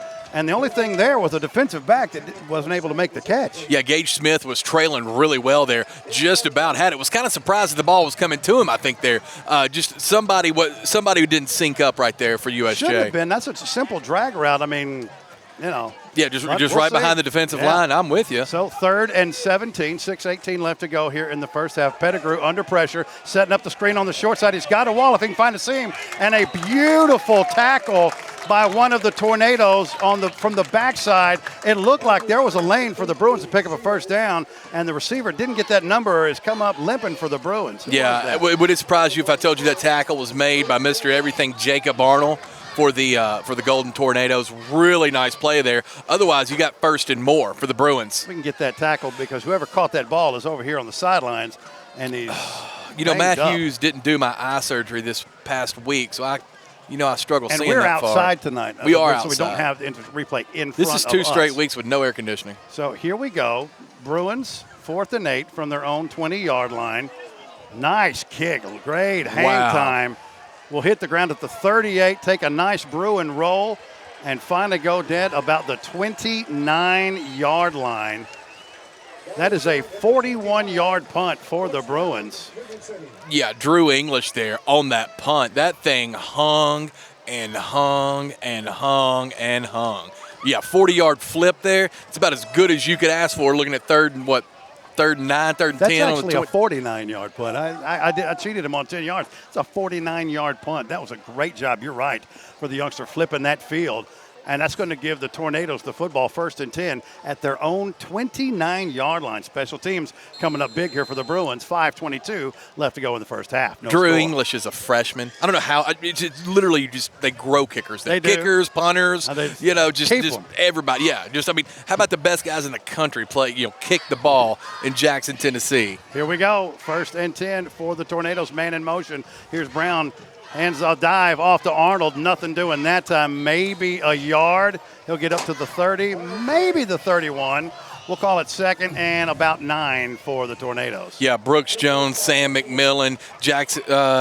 Brooks Jones, Sam McMillan in there. I mean, everybody hitting hard. This USJ team, like I said, they got hit. They're locking up with them. They're going. They're not getting pushed around. They may get moved back a little bit, but they're not getting run through. There's not a lot of difference between these two football teams. They have completely different approaches. Right. But there's just not a lot of difference between the two of them. No, two really good teams. I mean, this is, like you said, this is one of those fights that is going 6, 7, 8 rounds. This one's going 12, baby. I can promise you that. Now here's the option to the short side. Ball is on the ground. Arnold falls on it, but not before he loses about 11 yards on the play that time. It was a great job by USJ. They were there to defend it, but that pitch was behind the ball carrier that time. Yeah, that pitch was just wide and dropped down. And I tell you, with 4 minutes and 18 seconds ticking down here, perfect for USJ. 3rd and 18, I guess. 3rd and 15, they're saying. That's a lot longer than 15. This is a huge time to make a big play, have a couple of minutes, to make your drive, maybe 3 minutes on the clock to make your drive going into halftime. We did see the Tornadoes on their last drive convert on 3rd and 13. Now it's 3rd and 17. And my philosophy in this situation, rear back and chunk it. Here's Brown. There's a reverse. The same play they used to pick up the first down last time. It works this time. It's not going to be enough for a first down. However, there's laundry on the field, and I think we're going to have a face mask on this one. Yeah, Noah Spencer was in there on the tackle. Sam McMillan was in there on the tackle. It was kind of the backs were to us. I didn't see it, but, probably don't have as good a view up here as they do down there. But, yeah, that's what a huge turn of events. Yeah, and the Bruins knew it right away. They're already walking back. Here's the white hat to make it official personal foul. Face mask on the Bruins. That's exactly what it's going to be, an absolute dagger. 3:41 left to go here in the first half. The Tornadoes would certainly have had to punt the football. And remember, USJ, you really don't want to give up any points here because USJ had the ball first. Union City is going to get the ball to start the third quarter. You don't want to give up any late points here in the last 3:41 of this first half. No, you really don't. I don't think either one of these teams wants to let the other team score because it's really hard to play from behind. USJ getting everything set here. Maybe some equipment malfunctions there with some shoulder pads there for number 7 for Sam McMillan. You'll go off and get that pad set right. You ever get your pads jacked up? Huh. Did you have the old school pads with the strings in them that you could tighten, or did you have the real nice pads? No, I had the nice pads. Oh, you had the ones with the strings in them? Even at Kingsbury, we had nice pads, yeah. You strike me as. How far is this penalty? No, this was a separate penalty there. Is there another one that I don't know about? Yeah. There was another. That's a 15-yard. The face mask is a 15-yard penalty. Right. There was another personal foul penalty. I didn't see a mark. I didn't see it. That's going to put the ball at the USJ 37-yard line. What happened? Did you see it? I didn't see it. I was talking and working on some of my comedy during the break, and so I apologize. But I'm glad you did have nice pads at Kingsbury. That makes me feel better. Fans, I don't know what happened. He'll never do it again. 1st and 10 from the Bruin 37-yard line. Man in motion now, USJ. Looks like they've been drawn off once again. How can I help you? Yeah, that's number 61, Roy Jones, coming across there a little bit early. That's going to be another penalty. That's 3 penalties on one snap so far. 3 penalties in a row for the Bruins, only on one snap. And if we didn't have that first penalty, it would have been, punting the football. So Union City has basically gone nearly 40 yards without having to do anything. Yeah, so far it's been their best offensive drive, and it's just been with laundry on the field. This is how you lose football games. 1st and 5 for the Tornadoes from the Bruin 32-yard line. 3:15 and counting here left in the first half. Brown under center. Jones in motion. The option pitch to the short side. Not much doing, but makes a great move in the open field. Nice job that time. Gain of about 4 yards, just shy of the first down. That's Tahari Jones on the carry. Boy, he made a nice little cutback. We thought he was going to go out of bounds. Cuts back into the field of the play and gets about 3 to 4 yards. Yeah, and instead of a 2 or 3 yard loss, yeah, that cutback was nice. Luckily, Maddox Rayburn was there to minimize the damage, but this is going to be second and short for the in that second, it's so short they're going to go ahead and call it a first. Because why not? Yeah, well, what's a couple inches between friends? 2:44 left to go here in the first half. Union City on the move, sort of. from the USJ 27-yard line. Jones in motion. And it's that motion and then switch of direction what keeps getting USJ. That's when they keep jumping off. I'd keep doing that if I was Union City. See if they can get some more free yardage. 1st and 10. Here's Jones in that motion. Now it's a toss sweep to the wide side, trying to get to the edge. Pretty decent pursuit, but Jones still able to pick up about 6 yards, looks like, down to about the USJ 21-yard line with 2 minutes left to go here in the first half. Yeah, there's defensive back Alex Wallace coming in and making the tackle there for the Bruins, but still, 6-yard gain every time. Minute 57. If you're Union City, this is just about how you wanted to end this drive. And especially, you take care of the ball here, get you some points, and you get the ball. Starting this third quarter, you couldn't work it any better than that. 2nd and 3 from the 20-yard line. That's where they'll spot it. Here's Brown with the give. Actually, straight at the middle. Yeah, at first I thought he kept it for a second with the dive. Enough for the first down to the 16-yard line. That's good enough for a first with 1:33 left to go in the first half. Yeah, minute 33. That gain will be good enough for the first down. Got a Bruin down on the field. I don't see the number there. And that looks like cramp. That looks like cramps. Sure as I'm sitting here.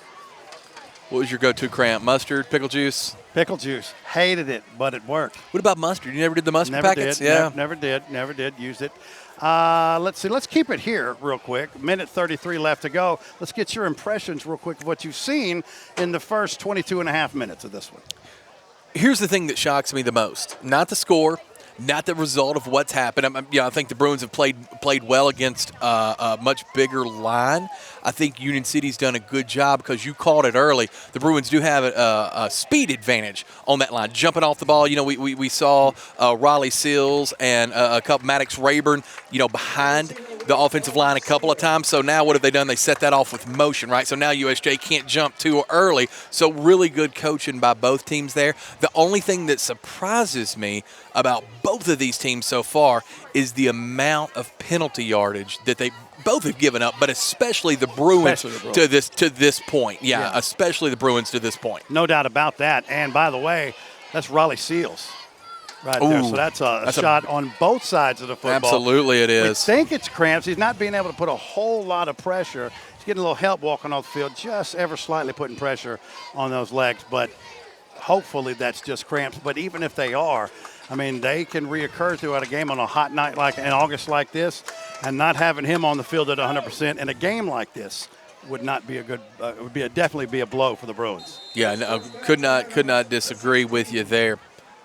Minute 30 left. And that clock's ticking. Running. Yeah. Yep, down to 1:25. No particular hurry for the Tornadoes. They have one timeout left. The Bruins with 2. Here's Jones in motion.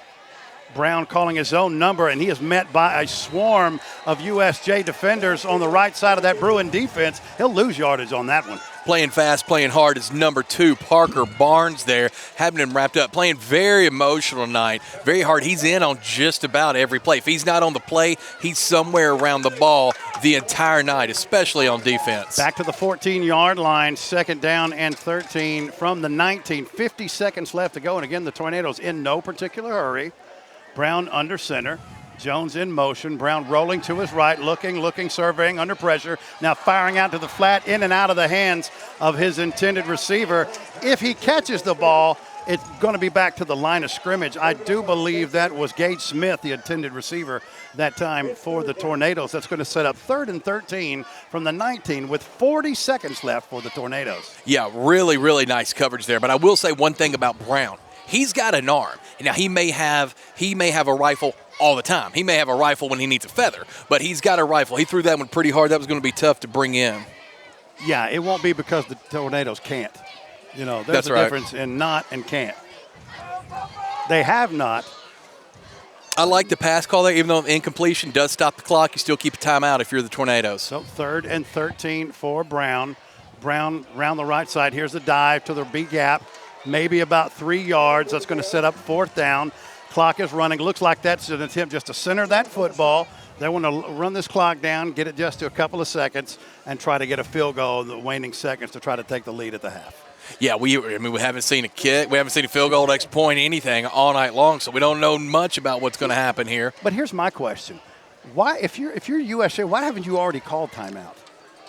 It's fourth down. They'd have to kick the field goal there. Then you've got about 20 seconds left, and you never know. Well, you do have Jay Sparksdale, who's electric. He's could get you a 40, 50-yard return, and then could also, catch the ball in the back of the end zone. I agree with you, other than obviously you feel okay going into this and going into halftime with a, knotted up score of 0. Yeah, because you look at it, we're on the road, good football team. We beat ourselves to death, and it's still no score with 7 seconds left to go in the first half. By the way, at the half, we'll get you some scores from around West Tennessee in week number 2 of high school football, which, by the way, is our pleasure to bring you, and hopefully you're watching this game at any one of the Facebook pages of USJ. Same thing for TCA and Trenton Peabody. The football pages. Jackson Christian. Football. No, it's Facebook page. Yeah, football. But you I know for Trinity, USJ, Jackson Christian, it's on their football page. It's not on their school page. Those are different things. Okay, the school's football page. Correct. Because I was told the Facebook page. Yeah, well, it is. It's their football Facebook page. Okay, gotcha. Yeah. And, of course, on our platform at WNWS.com. By the way, Bryce Mott producing and directing for us back at WNWS. And he will have the post-game show directly after this one is over with. And he'll go till 10 o'clock, so be sure to call in. Give him all your finals, your thoughts from the games that you were at. And we will be most appreciative of that. Yeah, looking at an early score right here, I'm a little surprised with Lake County up on Obion County, 24-7. So 7 seconds left to go here in the first half, and Union City is not in field goal formation. So apparently they're going to try to score from right here. Here we go. Brown calling his own number, and he will go down well short of the first down. Color me stunned on that one. They didn't attempt it. I mean, it's now, having said that, that's a 36-yard field goal attempt. I wonder why not try to throw it in the back of the end. I mean, even if it's intercepted and down, it's over. RPO there, quarterback keeper.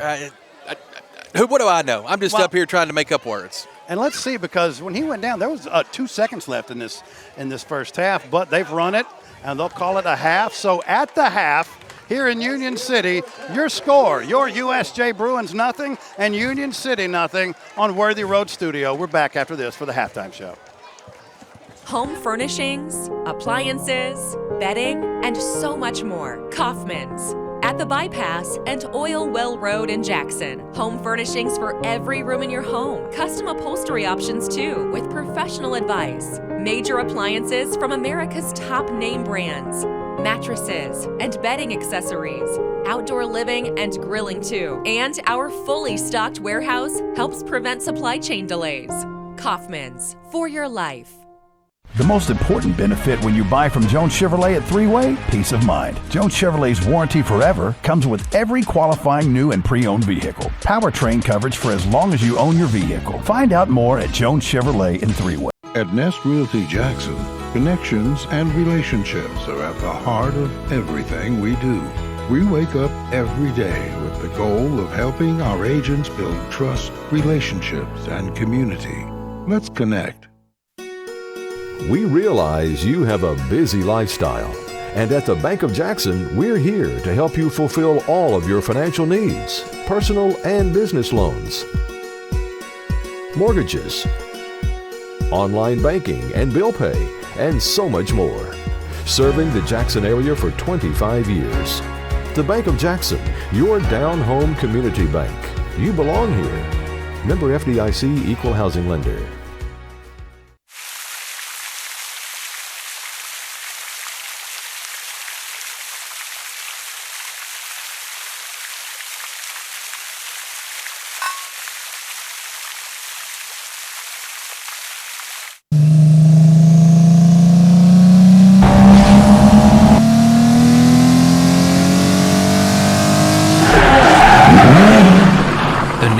Count on Carlock Automotive, Van Drive, Jackson.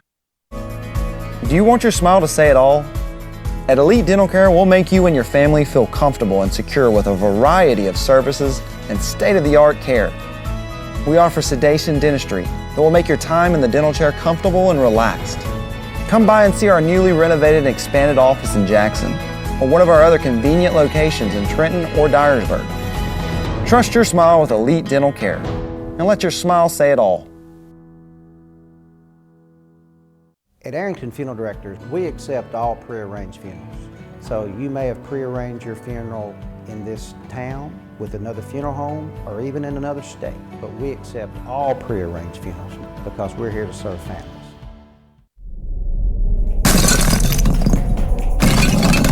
Serving the Jackson area for over 20 years. Carlock Nissan and Carlock Prestige, the name you can count on. Carlock Automotive, Van Drive, Jackson. Football is here. Get touchdown savings at McCoy's Heating and Air. Cooler weather is coming. Tackle the season ahead with McCoy's and be comfortable this season. To get your furnace ready, we are now offering one-time cleaning for only $90. Score big. Call McCoy's and schedule your $90 cleaning today. Call 731-668-7492 or visit airmccoy.com. McCoy's Heating and Air, Jackson's most trusted team of technicians. Football looks fun. I bet I would have been great at it. The first football playing deer, they would have made a movie about me and everything. Probably get Kurt Russell to play me. But alas, me and my dreams run right over again. For fast, reliable collision repair, trust the experts at Mitchell's Body Shop. And get back out there.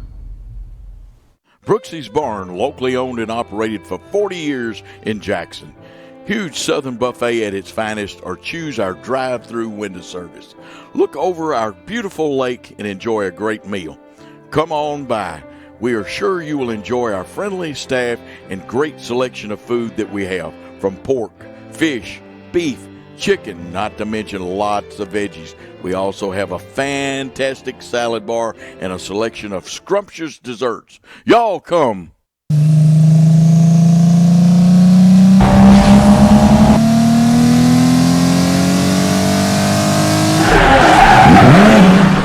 The name you can count on. Carlock Automotive, Van Drive, Jackson. Downtown is thriving and the Blacksmith Restaurant is leading the pack. From the rustic dining room to the unmatched patio, eating local with family is what we're about. Live local, eat local, relax local. Thompson & Smith, the area's premier independent insurance brokerage, has been serving families and businesses in the region through its founding companies since 1927. With their many insurance company partners, Thompson & Smith provides insurance products for family, home and auto, contractors, retailers, restaurants, manufacturers, medical and dental clinics, as well as any other business or organization seeking quality coverage, risk management expertise and customer-focused service. Call them today to discuss your insurance needs. If you work outside or in a facility with no AC, or you're just struggling with this year's heat wave, it can really take a toll on your body and health. At Live Hydration Drip Spa, we can help you recover with our Beat the Heat special for only $59. Call or visit us online today to set your appointment. At Nest Realty Jackson, connections and relationships are at the heart of everything we do. We wake up every day with the goal of helping our agents build trust, relationships, and community. Let's connect. And welcome back to Union City, Tennessee, here on Worthy Road Studio, and all our friends listening on Jackson's News Talk 101.5 FM. This is the Brooksy's Barn halftime show. Your score at the half here in Union City. Again, if you had the over, my condolences, friends. We are scoreless at the half. USJ nothing and Union City nothing. Before we take a look at some of the scores from around West Tennessee, courtesy of my good friend Mr. Chiquita, I want to get your thoughts on what you saw in the first 24 of this one. I think the two biggest plays that have happened in this game were both question marks or negative. I think the what would have been 4th and long, that was a face mask penalty down on the Union City side of the field, that it resulted in a first down. I think that was a huge play. Took the momentum to Union City, and they almost scored. And then I think calling a timeout with 7 seconds left and not trying to throw the ball to the end zone, do a trick play, do a field goal, fake a field goal. anything. I think that would those were the two biggest plays that I saw. Now, maybe that's because they happened on the last drive and they stick out in my memory, but I will say those are two really big plays because there's such huge momentum shifts for both teams. I think USJ's got to feel good going into halftime, knotted up here, especially after that penalty. And I think Union City's got to wonder, what are we doing? What are we thinking? We're going to run that ball up the middle for 15 yards for the first time all game with our quarterback? I want you to think about this for a second, all right. though. We've seen Union City put their foot into the football once, and that was the opening kickoff, and it went 2 yards and started spinning backwards. Yeah. This could be, remember, we don't know. That's right. They may not have a kicking game. But we know their quarterback can spin that ball at least 15 yards. At least we know that. Part I get. No problems. I don't care if he throws it up and he hits the digital scoreboard, which is really good. And the clock's working well. I like this. A nice scoreboard here for the Golden Tornadoes. But, yeah, do something. Do anything. I mean, that was the equivalent of taking a knee. I can't dispute that because I After agree. timeout. Unless you are that terrified that you're going to throw a pick six and they're going to run it 100 yards the other way for a pick six. If I throw a pick six with 7 seconds left on the clock when I'm on the 14-yard line to the back of the end zone, nothing dies, and they return it 109 yards, I'll just call that the Lord's will. Before we go to these scores, my thought is this. It's been a fun game, Yeah. no doubt about that. But both of these teams have been their own worst enemies. Some of the questionable decision-making with Union City and for USJ, frankly, it's been the penalties. The penalties have eaten this team up tonight. We'll see if Coach Trapp and the Bruins can do something about that in the second half. They're talking to him about it right now. And hopefully Riley Sills just had some cramps and that he'd be able to go once again in the third quarter. They'll need him on both sides of the football. Now let's take a look at what's going on in week number 2 of high school football around West Tennessee. Chuck Walker, take it away. With the last report we have being 8 minutes and 1 second left in the second quarter, Beach leads Henry County 9-7. Other scores of interest, there's no update on the Covington Northside game right now that we see. Big surprise here, miling up big on Manassas, 25-0. That surprises early on. That it's 25-0 early on. This one's a little surprising to me. Lake County, who was pummeled last week by Union City, leads Obion County, who had a huge win last week against their opponent. They're coming in 1-0. Lake County's up 24-7 with 3:22 left in the second quarter. South Gibson all over the Westwood West, 20-0 so far. Westwood what? The Westwood West. Yeah, they're from Memphis. The Longhorns. Yeah, they're from Memphis. Westwood Longhorns. Yes, that is correct. I mean, Western Tennessee is what I was talking about. It's a directional comment. Yeah, Peabody leads Westview 12-7 with 4:29 in the second quarter. What about this one? 1-0 Dyersburg 9, Dyer County 7. Same Dyer County team that was beat pretty handily by Crockett County last week. Now, this is a rivalry game, big-time rivalry game. So I know you always kind of throw records out, even though there's one game in this one. But, I'm a little surprised. They stopped playing each other in athletics for a while because it was so intense. Getting a little crunk. Of course, back at it now, and it's good to see because those two need to be playing each other. Oh, absolutely, yeah. A couple of other scores that are coming in around the area. St. George, Jackson Christian, we don't have a score on that. Of course, that's a 7:30 start time. Let's just throw one more out so I don't keep saying Germantown leads MUS 9-2 in the top of the third inning at 9-2. I'd have rather heard whatever. I was running out of games on that one. Much like my high school career, I ran out of games. Updated right now, and that's the truest thing I think that I've ever heard. Don't you worry about me. So your Bruins. No score here with Union City as we're about 5 minutes away from the start of the third quarter. So just so we stay on point, we'll take another break real quick. We'll come back here. Union City, home of the Golden Tornadoes, where your Bruins are knotted up at 0 at the half. We'll take this quick break on Worthy Road Studios and back for the third quarter right after this.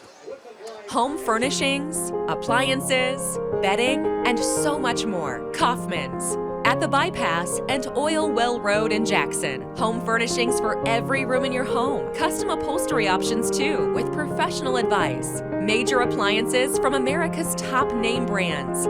mattresses, and bedding accessories, outdoor living and grilling too. And our fully stocked warehouse helps prevent supply chain delays.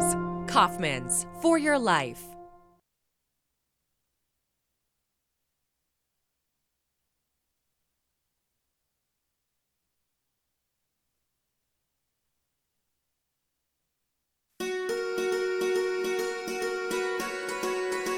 Buying a home is a major milestone, and at the Bank of Jackson, we want to help you achieve it. Our mortgage specialists can assist you with conventional, VA, FHA, or construction loans, as well as USDA and THDA development loans. Serving the Jackson area for 25 years. The Bank of Jackson, your down-home community bank. You belong here.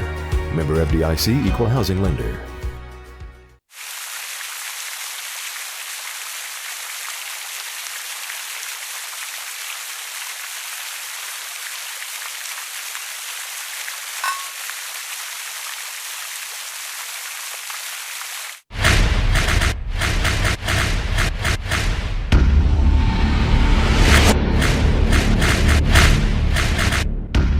Serving the Jackson area for over 20 years. Carlock Automotive and Drive, Jackson. Welcome back to Union City, Tennessee. USJ and Union City here in week number 2. High school football stuff's flying all over me. Oh, not my shades. Chuck, you know where I got these shades from? I'm assuming a flea market. Somebody's going down over this one. A flea market or convenience store? No. Are those the ones Tim gave you? No, my friend, those came directly from Ace Hardware of Jackson. Oh, yeah, they don't make that model anymore either. They 100%. Who's waving? Oh, there's the camera down there. There we go. Jackson. Boom, What's up, anchor Jackson? down. The I doors was wondering, tomorrow. you know, it's better, Paul. My angle's better if you shoot me from up top versus down low. I seem to be built like one of them Russian dolls. Plus, I look much slimmer in black from 40 yards away. Much slimmer in black. You look much slimmer standing behind something. That seems fair. Yeah. I'll talk to you about that on the way home tonight. Oh, Maybe please when do. we get to around Kenton. By the way, I would like everybody to know that I did pay my ticket action. that I got in Kenton. You're not missing any game action. You're just a few minutes away. The Bruins getting ready to warm up here on this very humid night. You know, August 26th. It's not hot. It's not hot out here. It's sticky. It's muggy. That's easy for me to say. I'm not playing a game right now. I'm calling a game. But it is thick. It's sticky. It's humid out there. We've seen a couple different players with cramps tonight. Hopefully that's the situation with Raleigh Sills. We'll see if we can find out the latest on the senior tight end and defensive end. He's such a huge part of this team on both sides of the football. What would that mean if they don't have Sills in the second half? Well, I mean, that's going to mean a lot for that undersized line, like you said, on both sides of the football. One of the few – USJ's got 2 advantages in this game, at least 2. One is the speed that they have from their line because they're definitely outsized, but they do appear to be faster. And the second thing, and something that hasn't quite been exposed yet, but USJ's tried to a couple of times, is the height off these defensive backs. USJ is considerably taller, can go up and get some of those throws if they have to. And it looks like this game's going to come down to who can make the biggest play the most amount of times. You know, and it's something else that occurs to me, Chuck. I don't know if you'll agree with this or not, but I don't know that either one of these teams would be able to come back from a 2-score possession to the other. Just the way, not without like a punt return kicker, something crazy. You know what I mean? Something pick six. It would take something. Yeah, like something that. like that. But as far as driving the ball down, if you said, look, you can do this, but you're going to just drive the ball down, it doesn't have that feel, which is also easy to say because we have no score on the board. You know, and if somebody were to ask me tonight to say, can USJ run the football? After 6 quarters of football, I can't answer that question. You were going to know anything last week, and they haven't been able to here in the first half of this game. Now, what is that about? Is that about USJ's inability to run the football? Is that about a stout defensive line over there against with Union City? Maybe a little bit of both. I don't know. They're a pass-first football team. There's no question about it. But as they go through this season and get into regional play, they're going to have to prove to some other defenses that they can run the football. I think they got to try to find a way to get Finch going here in the second half. Yeah, I felt that Finch was going, and he did have some nice gains after contact. His yards after contact were pretty high. I thought the biggest problem for the run game is just they're getting collapsed up the middle. There's nothing going through the A-gaps at all right now. Not at all. You're no absolutely draws. right about no that. draws. And USJ's pretty quick from sideline to sideline, so I don't know that you're going to be able to go around them. You're not going through them that much we have seen. And by the way, that's for both teams. USJ has proven that they can defend the run very well. Even in motion, you've seen a couple times out to the wide side, it looked like Union City might have something. Yeah. And USJ takes a great angle, scrapes that line of scrimmage, stays home, very disciplined, doesn't make mistakes. Now, on that 3rd and long conversion that time, they over-pursued, and there was only one man back here. Jones makes a man miss, picks up a big first down. No harm, no points. Right. But that was really the only breakdown of containment that I saw in the first half. Yeah, no, you're right. The penalties have been the biggest problem. I would like to have seen yardage totals tonight. Oh, we picked a busy area to stand. I would like to have seen yardage totals tonight for the two teams, penalty yardage, and then total offense. There's been some big plays, but just very few and far between. We need Lawrence of Arabia. We do need Lawrence of Arabia. Our man from Liberty. Yeah, I mean, he's going to get you them stats. We were on air. I was like, man, this dude right here I thought he picked my pocket. He was so close to me. I was like, give me my wallet back. Own it, but he's going to make sure that he's one of the best statisticians that I've ever seen on any level. On pencil and paper. Like my man was writing on the back of a matchbook. It was awesome. What are we going to, how do we do to get him here? Why don't you offer him some of your cut? Sure. All right, good. Sure. I'll give him 1%. You can give him whatever you want. I ain't paying him. I ain't paying him. One of them company matches? Who, me? Yeah. No, it ain't my business. Stats ain't what I do. Yeah, that seems fair. Well, at halftime is over. The Union City Band did a great job entertaining this crowd. What was your favorite song they did? Oh, the second one. Yeah? How'd it make you feel? I think it was The Song Remains the Same by Led Zeppelin. Yeah. That was the one that they did. Yep. What was yours? Who, me? They did. No, that guy behind you. They did a version of Cocktails, just that I thought was great, just instrumental. You need to stop that. All right. Okay. What's going on? I'm coming into the press box, and somebody's going to answer something. Somebody. That is my phone. Did you have your phone in the press box? Yeah. All right. Yeah, I'm going to put it in my pocket. It's probably best. I can't take you anywhere. That's fair. I've been told that before by better people. All right, man, we're about ready for a second half of football. What do you see? What are your keys of victory in the second half for both of these teams? Well, I mean, for Union City, I do feel like they have a lot of momentum. Keep doing what you're doing. Every time I got to 3rd and 4, I would take one off the top because I'm going to bet on myself that I'm going to get 4 yards to pick up the first down. I'm going to do a play action pass and throw one over the top. He's proven that he has the arm. Brown's proven he's got the arm to throw the football. Why not try that? You've got to be lulling to sleep, and that very well may be what it is. And if I'm USJ, quick passes, rolling out. Bro, let Pettigrew roll out, throw some balls. He cannot step up in the pocket right now just because the time is not there. The end's getting around on him. Those are the two things I think you're going to have to see offensively and defensively. I mean, you can't criticize too much. Quit having penalties on defense. But other than that, I mean, this game, unless we're getting negative points here, this game's knotted up at 0. English set to kick off for the Bruins. Back deep for the Tornadoes, Cohen Simpson and Tahari Jones. Couple of sophomores, both extremely dangerous, especially Jones. Here we go. English swings that right foot. It hits at about the 33. An up back falls on, but the ball's still on the ground. I believe Union City is falling on the football. They'll get it at their own 31-yard line. Tornadoes dodging a bullet here. Yeah, huge bullet dodge because that was kind of one of those knuckleballs that was almost spinning side to side. It wasn't top over bottom. It was revolving sideways. He caught that, kind of ate him up, right? He kind of short-armed it, caught it, popped off his pads there. I thought USJ had a chance to get the ball. Union City takes a huge break there because what would that be? They're right on the 30-yard line. Well, both teams have been there and come away with nothing. But so you never know, but you would certainly take that. The initial drive of the second half belonging to Union City and their quarterback.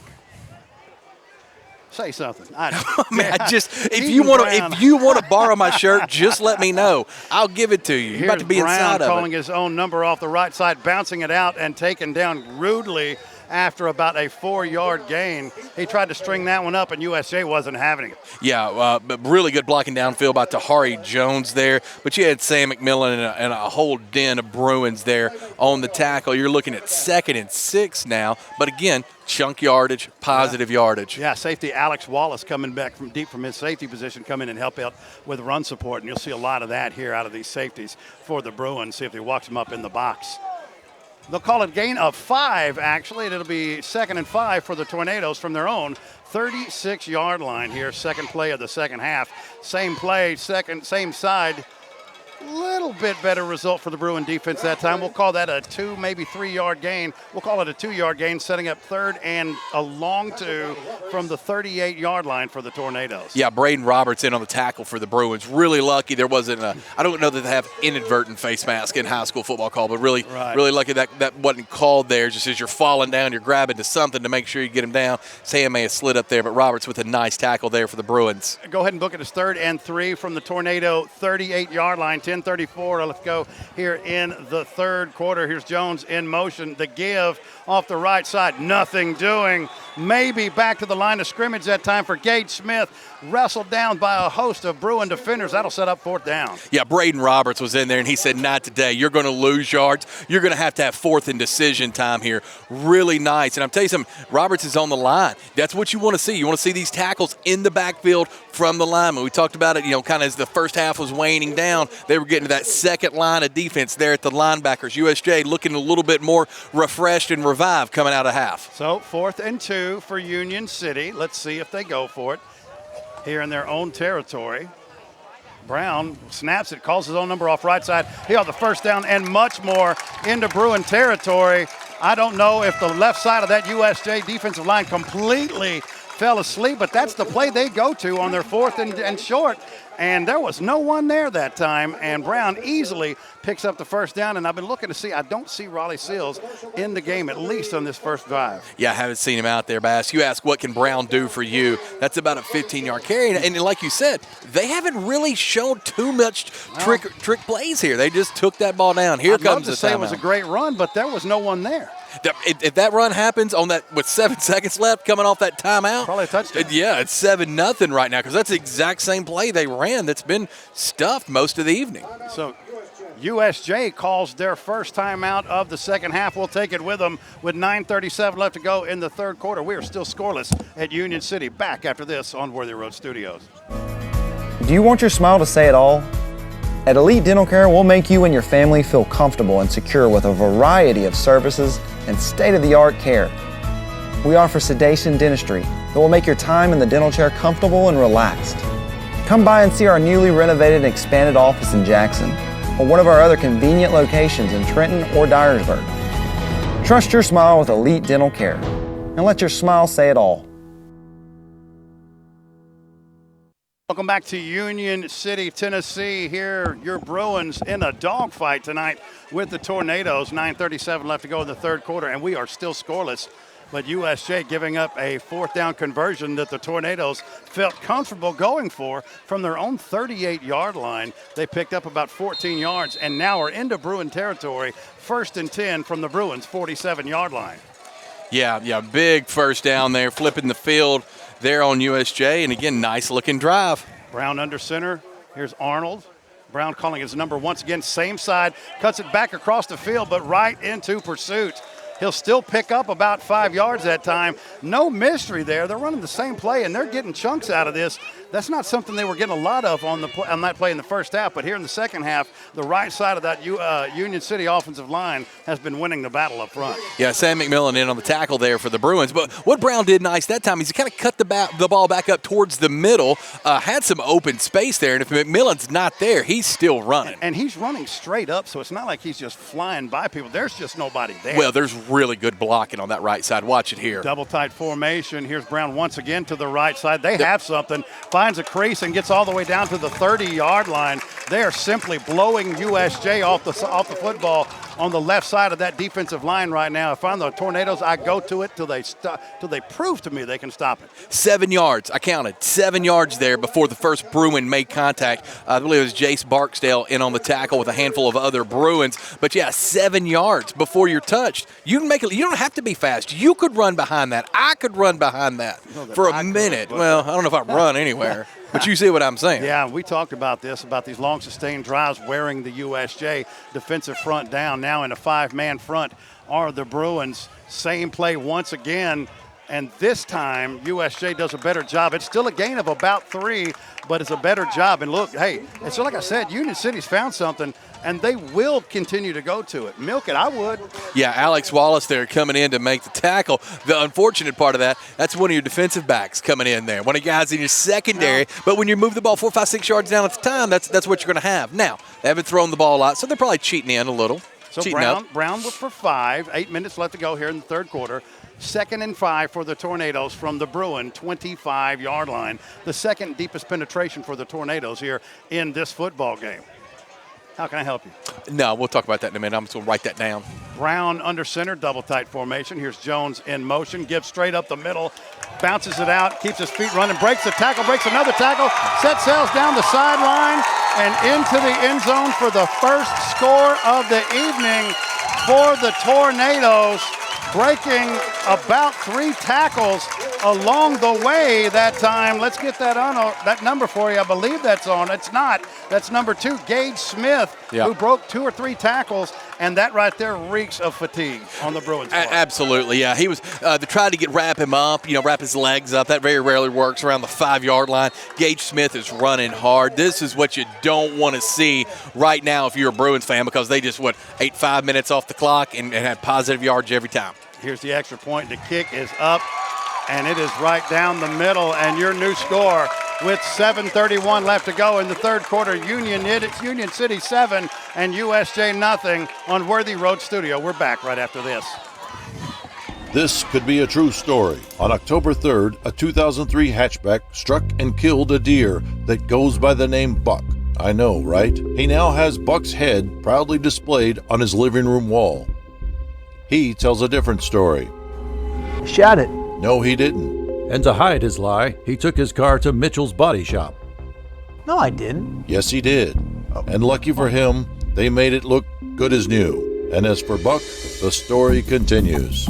Championship DNA. That's what you find at Jones Chevrolet at Three-Way. A full line of new Chevrolets plus West Tennessee's largest used car inventory. State-of-the-art service work and pre-approved auto loans online at JonesChevroletHumboldt.com. Shop with a winner. Jones Chevrolet at Three-Way. Downtown is thriving and the Blacksmith Restaurant is leading the pack. From the rustic dining room to the unmatched patio, eating local with family is what we're about. Live local, eat local, relax local. For the first time tonight, the Bruins are playing from behind with 7:31 left to go here in the third quarter. Union City now leads this game 7-0, ready to kick off. Here's a squib that is going to be taken and down on the ground at the USJ 39. Just playing it safe. You'll take the good field position. They're not going to give it deep. They don't want to get the ball in the hands of Jace Barksdale, which is absolutely something that has to happen here in the second half. Yeah, you got to find a way to feed your horse here if you're the Bruins. But, Bass, I don't know if you noticed about that kickoff attempt. There was 2 stacks of 3 there. I don't know that I've ever seen that before.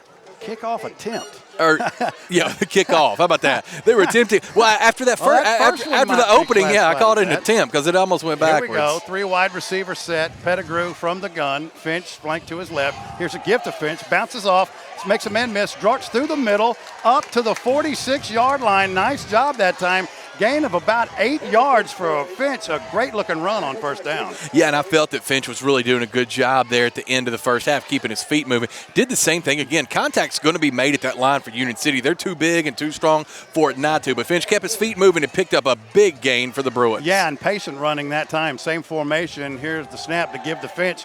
Patient running, finds his hole.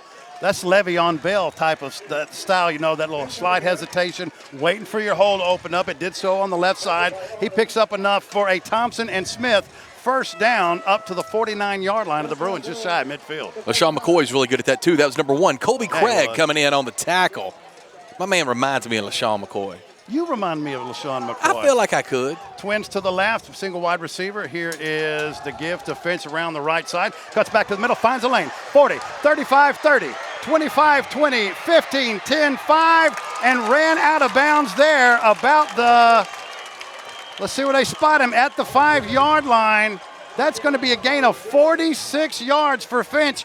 We told you before the start of the third quarter they had to get Finch going here in the second half of this game, and that's been the game plan on this drive. Yeah, and I tell you, there were holes open that time. There were lanes for him to run through. What a great job by this USJ line here, opening those up, and both teams have found something at half they can take advantage of. First and goal, Twins to each side. Here's Pettigrew with the snap, calls his own number around right in, and he will walk into the end zone for a touchdown. That's a Garrett Plumbing and Heating touchdown, 5-yard run for Berkeley Pettigrew. And I tell you what, we saw two masterful offensive designs there to open up this second half, because I tell you, he could have ran that ball 600 yards. He could have moonwalked into the end zone. Great call coming off those edge plays by Finch. That left edge bit completely, and it was wide open there.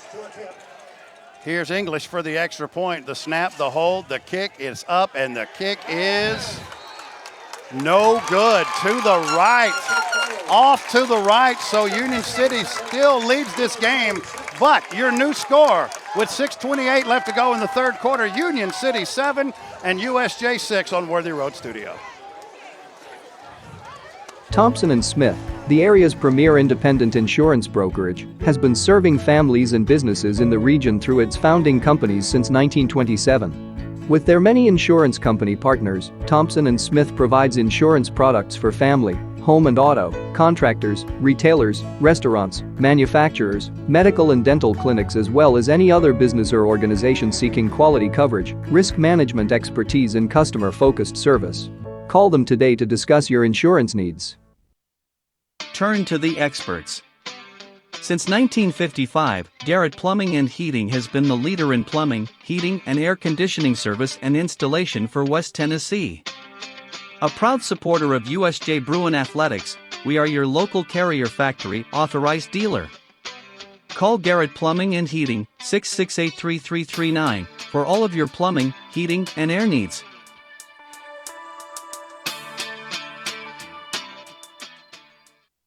Welcome back to Union City, where the Tornadoes are back deep.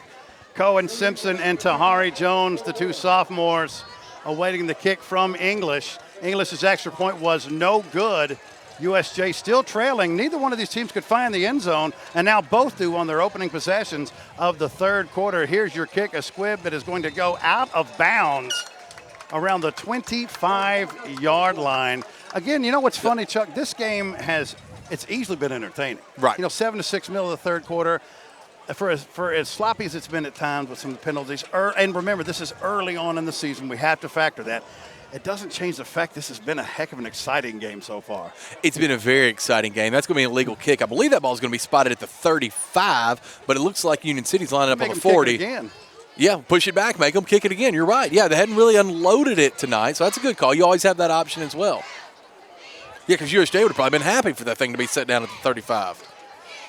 And we found out that Union City can absolutely kick the football. We didn't know. Right. When they didn't kick that field goal with 7 seconds left to go, but instead just ran it off right tackle, we thought, well, maybe they cannot kick the football, but the extra point would have been good from 35 yards, which is about where that field goal was from. Yeah, no, you're exactly right. I'm still scratching my head on that one. Doesn't matter. You got a 1-point lead now if you're the Golden Tornadoes, and the way this game's been, that could be enough. But what an offensive explosion we've seen in the second half. Both teams, one drive, touchdown. I mean, we could be in for a barn burner. Like we said, better take the over. Is the over in play? It's the over in in the play. second half, the answer is yes. Not so much in the first. Couldn't help you about that one. Now English going to try it again. Swings that right leg and does it again. Same exact location. Same exact location. I mean, they're clearly wanting to keep it away from, I would say, Jones is the guy that they're trying to keep the ball away from, and I get it. But that's literally the same exact spot that they kicked it the time before. And Union City will make them do it again. Yeah, and at this point, I don't blame them because they're really, really backing it up. This is one of those things where at some point you got to take Union City's approach. They're trying to keep the ball out of Barksdale, saying, kick down the middle, kick 12 yards down the middle, whatever. Let them take the ball around midfield. This time they're going to be on the opposite side of the field after the penalty yardage is tacked on for the legal kick. But yeah, I don't know that I'm going to kick it to that sideline again. And you would need Justin Tucker to get a touchback on this one. Yeah, you're going to need a leg because he's now kicking from his own 30-yard line. You think he's the best kicker of all time? Oh, yeah. I think so, too. He's statistically the best like Ray Guy. Like, there's Ray Guy always was somebody. Whatever. Well, that's not whatever. He was a punter. Is he the dude who was missing half his foot? No. Okay. You're thinking about the Saints kicker. Yeah. Now he takes your advice. The only problem is he kicks it right to Jones, but it goes by him all the way down to the 6-yard lines before Jones finally picks the football up, breaks a tackle, and finally is taken out of bounds, and he'll get all the way up close to the 30-yard line. But you got to give English made up for those first 2 mistakes with a great kick down the middle, went past Jones, took a big bounce. He got it at the 7. It was a 23-yard return. But after all of that, all is said and done, Union City gets the ball at their own 30. Yeah, that tackle was made by sophomore Noah Spencer there. That was a nice play by USJ there to bring him down because he was starting to get some momentum. But you know what this seems like? This seems like both teams are starting to open it up a little bit. They're starting, and then something will happen to let the other one right back in. Well, Union City didn't open it up. They just ran to the short side and blasted USJ off the line of scrimmage. Yes, no, I'm with you there, but I'm just saying this is one of these games where you think, oh, they're about to add on this 3, and then the next team answers back. How about that? I'm going to call the first play. Brown calls his own number, off right tackle behind the lead of Jacob Arnold. What do you think? Positive. Yeah, I think that may be a good play. Yeah, until somebody stops it, it may be. You got an officials. What are they talking about, you think? They're yakking it. By the way, that ball was spotted at the 29, so they'll start from their own 29-yard line with 5:49 left to go in the third, and Union City leading USJ 7-6. Yeah, I'm not sure what this discussion's about. Yeah, I can look it up. I'm going to have to pull my phone out. We don't have the laptop out tonight. Oh, the Chuck Walker score. A little bit of room. Let's see. I'm gonna hit refresh. Then we're going to get through all of the East Tennessee scores, unless you're interested in hearing that. We did get to talk to Dr. Kirkland at the half. Baylor leads Innsworth 21-17. All right. Yep. So there you go. Right. You're up in East Tennessee that way. You have to go down. All right. Well, no, that's at the bottom. Okay, so there's a thing. Yeah, at the top. it's Division 2. Hey, I got you, dog. No, hold on. It's about. All right, go ahead. You go ahead. What would I know? Peabody halftime. Well, you're about to learn some things. Peabody leads Westview 19-7.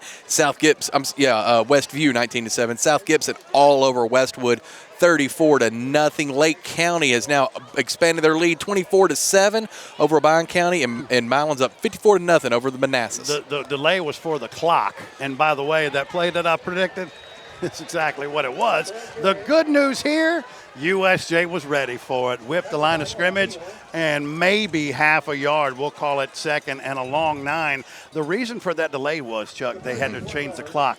They had it was at 5:48. They had to put it back to 6:10. So the clock kept running after the tackle out of bounds when it should have stopped. Gotcha. And that's what it was. Good on the officials for catching that, because 20, 30 seconds in this game may be the whole that's a great difference. Point. And you're absolutely right about that. It could be everything. 2nd and 9 for the Tornadoes.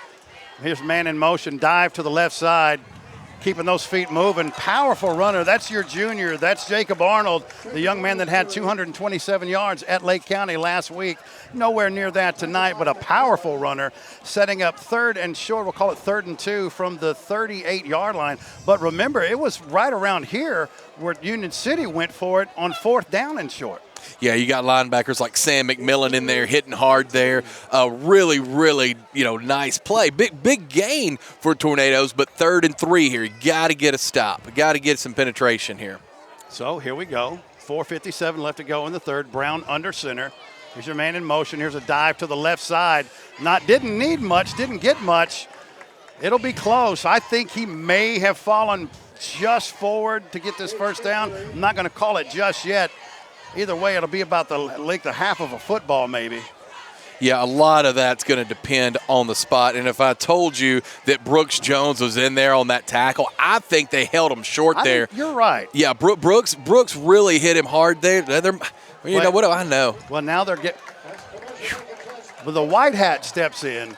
Everybody had set forward, steps in, says first down. So here we go, 1st and 10 for the Tornadoes from their own 39-yard line with 4:42 left to go in the third. When you go back and watch this game, look at the spot. We got a weird angle on here, but I thought that was going to be about a football short there. I thought it was a football length either way. Here's Brown under center, man in motion, give on the end around, cuts back up, 2 broken tackles, good enough for about a 6, maybe 7-yard gain. The Bruins had a chance to stop him a couple yards back, but that's a nice pickup that time for number 2, Gage Smith. He's a young man that scored the touchdown for the Tornadoes on the previous drive. Yeah, senior Braden Roberts coming off the defensive line there to get in there and arm the tackle. Probably get credit for half a tackle on that one, but nice run there by the Tornadoes. That's still kind of open it up right there. A gap, B gap, right there. Just hitting them hard now. Who won't give you a half a tackle for your arm tackles is your coaching staff when they grade it. You don't get half tackles for that one. All right, 5-man front for the Bruins. Here's Brown calling his own number. Option pitch to the outside. Strung out beautifully in run support. That was Will Horton that time. And it looked like for sure they were going to find the edge. Will Horton disengages and makes the tackle. But let's take a look at the spot. Yeah, I thought it's going to be enough for a first. Okay. A real lot of speed coming out of there after that pitch.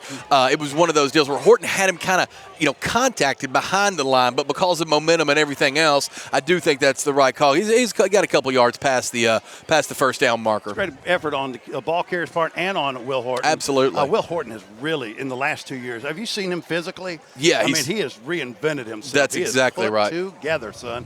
He had the first points of the year for the Bruins last week on a pick 6. Here's Brown with the dive straight up the middle, A-gap dive right side, nothing doing, maybe back to the line of scrimmage. Much better response that time for this Bruin front. Yeah, Ty O'Neill and company in there on the tackle for the Bruins. And anytime you can give up, stop them at the line, give up 1 yard, 2 yards, you got to feel that that's a win right now for this USJ defense. Agreed. 2nd and 10, no gain that time for Union City. 2nd and 10 from their own 49-yard line.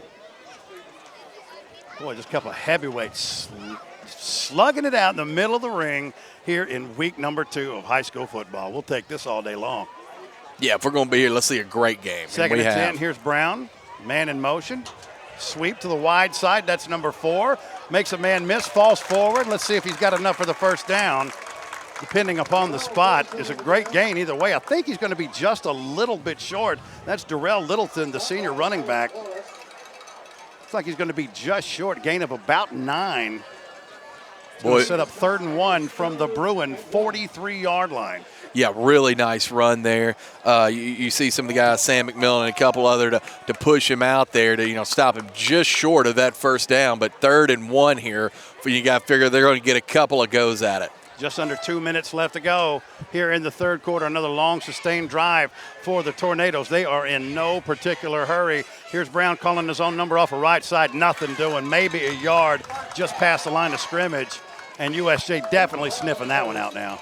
Yeah, McMillan and O'Neill in there on the tackle for the Bruins, but that first down was gotten before he was touched. Just kind of went right there over the guard, and he's in there. It's first down. It's the old elephant. It's the old how do you eat an elephant one bite at a time type of deal. Again, they have no reason to hurry. It's ball control offense. They're keeping USJ's offense off of the field. The Bruins have only had one possession, and there's a minute and a half left to go in this third quarter. Yeah, and the Bruins scored relatively quick, probably within a couple of minutes. Yeah, no doubt. All right, so here we go. 1st and 10 for the Tornadoes. Here's Brown dropping back, looking, has a man in the right side flat, completed to Jones, makes a man miss, had nothing, turned it into about a 4-yard gain. I think the defensive backs just kind of broke down, and Jones was like, okay, well, I'll accelerate, did so, and picked up about 4. Kind of lulls you to sleep Maybe a little 3. bit. Kind of lulls you to sleep a little bit there, though, doesn't it? Run it, pitch it, run it, sweep it. All of a sudden, you give it to him, it's there, and he takes off. Nice gain there for the Tornadoes. That's that Uncle Charlie every 30 pitches, just to keep you honest right there. And that's exactly what they did. So setting up 2nd and 7 for the Tornadoes from the Bruin 37-yard line with a minute 10 left to go here in the third quarter, leading USJ 7-6. Don't forget, friends, be sure to listen to the postgame show on WNWS on 101.5 FM. Bryce Mott will lovingly deliver you to 10 o'clock. Here we go, 2nd and 7 for the Tornadoes. The end of the round to left side, punching it out, picking up the first down and more. He's got the edge, 35-30, 25-20, 15-10, 5, and did he get in? He did. Touchdown Tornadoes. Boy, hitting that edge, Darrell Littleton, and taking it to the house from 37 7 yards out. They needed the edge. They got it. And with 59 seconds left to go in the third quarter, the Tornadoes have struck again. Arnold, Littleton, Jones, all these guys carrying the ball. You know what I see when I see that? Really, really fresh legs. He was able to beat all 3 phases of defense there, but he's also fresh, hadn't been leaned on the entire game. Here's an extremely critical extra point that is up, and it is no good. That kick may have been a piece of it. Somebody may have gotten a piece of it at the line of scrimmage there, and it falls short. That is critical because it keeps it a 7-point game, and your new score with 59 seconds left to go in the third quarter here in Union City. The Tornadoes 13, your Bruins 6. Back after this on Worthy Road Studio.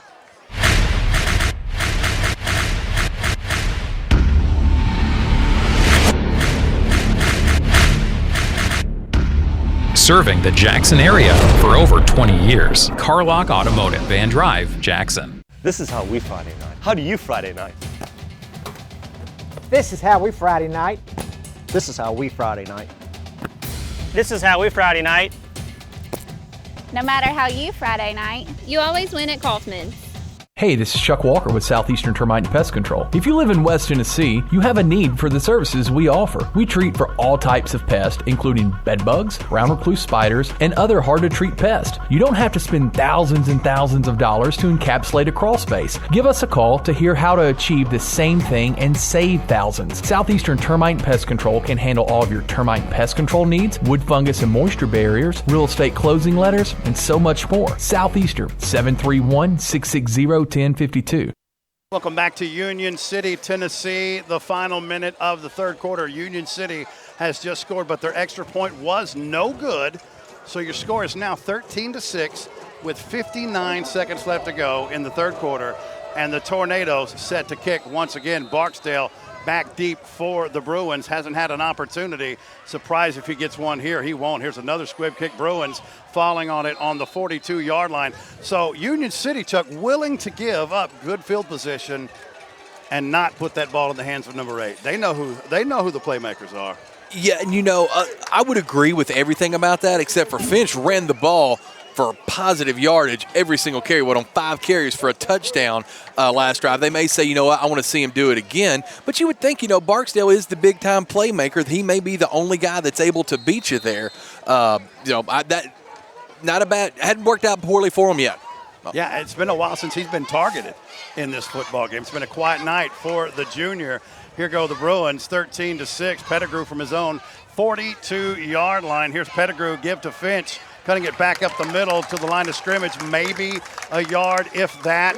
Nothing doing that time for the Bruin. Yeah, Mike linebacker all over him right there. That's number 5, Jacob Arnold on the tackle. Arnold really does it really well both ways. He's made some good defensive plays, and he was the 200-plus yard guy last week, right? About 205. He's a fire hydrant, just a junior. 2nd and 9 for the Bruins. Here's Pettigrew. Play action, looking for his man. Has a release off the line of scrimmage. He was trying to hit Sane, and that ball falls harmlessly. I couldn't tell from the other side of the field. That ball was incomplete, but, man, he had man coverage on the sideline there and just couldn't connect with Sane. I felt like Sane had him beat by a yard or two, and Sane certainly had the height advantage. Just a little overthrown there for Pettigrew. This is a big play here. You do not want to give the ball back to Union City. 30 seconds left to go in the third. Here's Pettigrew stepping back, 3-step dot, looking for his man. Over his head, intercepted down the left sideline. That's Jones. Makes a man miss. 35-30, 25-20, 15-10-5. Pick 6 for the Tornadoes. We told you the passes have been floating a little bit past their intermediate. That time the ball sails on Pettigrew a little bit into the waiting arms of Hari Jones, and he takes it 56 yards back the other way. 19-6, Union City with the lead. Yeah, and Pettigrew wants that back. It just, must be something about the air. It's like playing in Denver. It's just floating a little bit tonight, a little bit more than he wanted, but just enough there for Tahari Jones to catch that almost in stride the opposite way and take it all the way back. Yeah, looking for his man. Had him. He had him. The ball just sailed on him just a little bit, and that's all it took. 6 going the other way. Bruins in a heaping help of trouble now. And do we have is this a timeout by the Bruins on an extra point? It is. the Bruins, who now trail by 13, have used their second timeout on Union City's extra point. Yeah, help me understand this. I'm not going to be able to.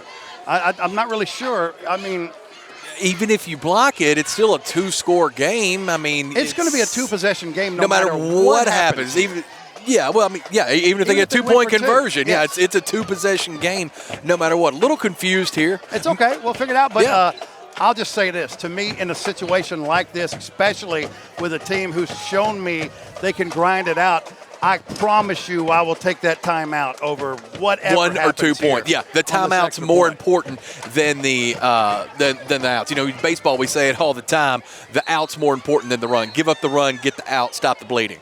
I'll tell you one thing.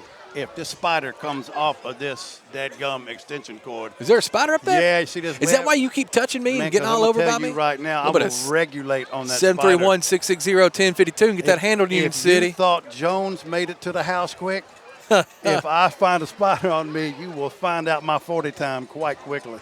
Well, I'm gonna tell you something right now. I'm more than happy to get back quick. We'll put that Challenger in the wind. It's a rental car. What do I care? I don't want none of this if that spider gets on me. What do I care? I'll put that thing at 100. Okay, so Union City is going to go for 2 here, leading 19-13, trying to make this a 15-point game. It's a give to the right side, who splits through 2 defenders, but this one's going to come back. That's going to be either a block in the back or a hold on Union City on this one. Yeah, I think so. I saw number 55, Ty O'Neal, go flying there. Something had to happen for that to happen. I didn't see what it was. I was following the balls. A nice dive into the end zone for the 2-point conversion, but I think this is going to back up here. It's a hold on Union City, so wipe those 2 off the board. And so what do you do here now if you're Union City? Do you kick it? Yeah, I think why not kick? Because you're looking at a 24-yard extra point. Looks like they are. Looks like they're doing some personnel changes here. Number 11 Finn for Frankham. Yeah, I bet he's a kicker. I love that name. Yeah, Finn Frankham. Finn Frankham. Hi, I'm Finn Frankham. You think that's how he sounds? Finn Frankham? If I were that with my name, that's how I'd sound. Very official, you know what I mean? Right. But I guess it's Finn. I always wish I had an accent. You can. Okay, great. Thank you. Never mind. Hey, y'all. Just do it. Hey, wow. Guys. So here we go. They will try to kick the extra point now. It will be a 30-yard extra point attempt. And could be very pivotal here. And here's the kick. It's up, and it is no good. I thought he made that. Okay, must have just went off to the right there. Yeah. All right, so little right, little short, I believe. Your score remains Union City 19 and USJ 6. 18 seconds left to go here in the third quarter. You're watching USJ football on Worthy Road Studio and listening on Jackson's News Talk 101.5 FM. We're back right after this. At Alive Hydration Drip Spa, we offer top-of-the-line IV nutritional therapy, which has a wide variety of health benefits. From immune system boosters and skin care, fatigue, energy, and even hangover relief, you can be sure we have an IV blend that's right for you. All of our blends are administered by one of our experienced nurses in a spa setting to ensure you leave feeling re-energized and refreshed. Give us a call or visit our website to book your appointment today. We have what it takes to make you feel alive again at Alive Hydration Drip Spa. The most important benefit when you buy from Jones Chevrolet at Three-Way, peace of mind. Jones Chevrolet's warranty forever comes with every qualifying new and pre-owned vehicle. Powertrain coverage for as long as you own your vehicle. Find out more at Jones Chevrolet in Three-Way. At Arrington Funeral Directors, we accept all pre-arranged funerals. So you may have pre-arranged your funeral in this town with another funeral home or even in another state, but we accept all pre-arranged funerals because we're here to serve families. And welcome back to Union City, Tennessee. 18 seconds left to go in the third quarter. Here's Union City with the kick taken at the 31-yard line. They'll call a fair catch from there. Had a little room to run, but you can tell that's the directive. Take it right there, and we'll start the drive. So with 16 seconds left here in the third quarter, Chuck, the Bruins, they need a little something special here. Late stages of this one to get back in it. Yeah, they're going to need, now they've shown us they're capable of a big play, about a minute drive. They're going to need to repeat that, number one, just for time constraints, but then for number two, to kind of swap up momentum. This game has felt like a lot of big plays, big momentum shifts so far. Indeed. 25 points scored here in the third quarter, none in the first 2 quarters. Yeah, told you to take the over. The unfortunate part about it is that 19 of those points have been scored by the Tornadoes. Here we go. 16 seconds left to go in the third. Twins to the wide side. That's your left. Pettigrew in the gun. Here's the snap. Pettigrew drops straight back, looking down the right sideline. Has a man, goes up, and it is broken up. Outstanding coverage that time by Union City's Durrell Littleton, as you mentioned a minute ago, really doing it all. Yeah, he is. Now, that pass was intended for Sane, and it's kind of like you talked about in the pregame. You're right. That's one of those when you have the size advantage. Now, this is a tough play. It's not like it's just say to do it, but you go over the defender and grab it from him. But that was really good coverage. I mean, it would have had to have been a miraculous play. A little surprised they haven't attacked in between the hashes. Here we go. Here's calling his own number is Pettigrew. Needs a little help, and it's a block. Doesn't get it, and is taken down from behind. Outstanding backside pursuit by Gage Smith, and that will wrap up the third quarter. Your score after 3, Union City 19 and USJ 6 on Worthy Road Studio. Back for the fourth right after this.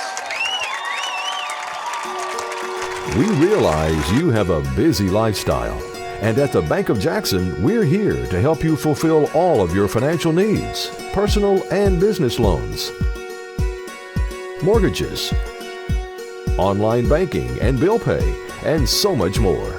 Serving the Jackson area for 25 years. The Bank of Jackson, your down-home community bank. You belong here. Member FDIC Equal Housing Lender. Turn to the experts. Since 1955, Garrett Plumbing and Heating has been the leader in plumbing, heating, and air conditioning service and installation for West Tennessee. A proud supporter of USJ Bruin Athletics, we are your local Carrier Factory authorized dealer. Call Garrett Plumbing and Heating 668-3339 for all of your plumbing, heating, and air needs.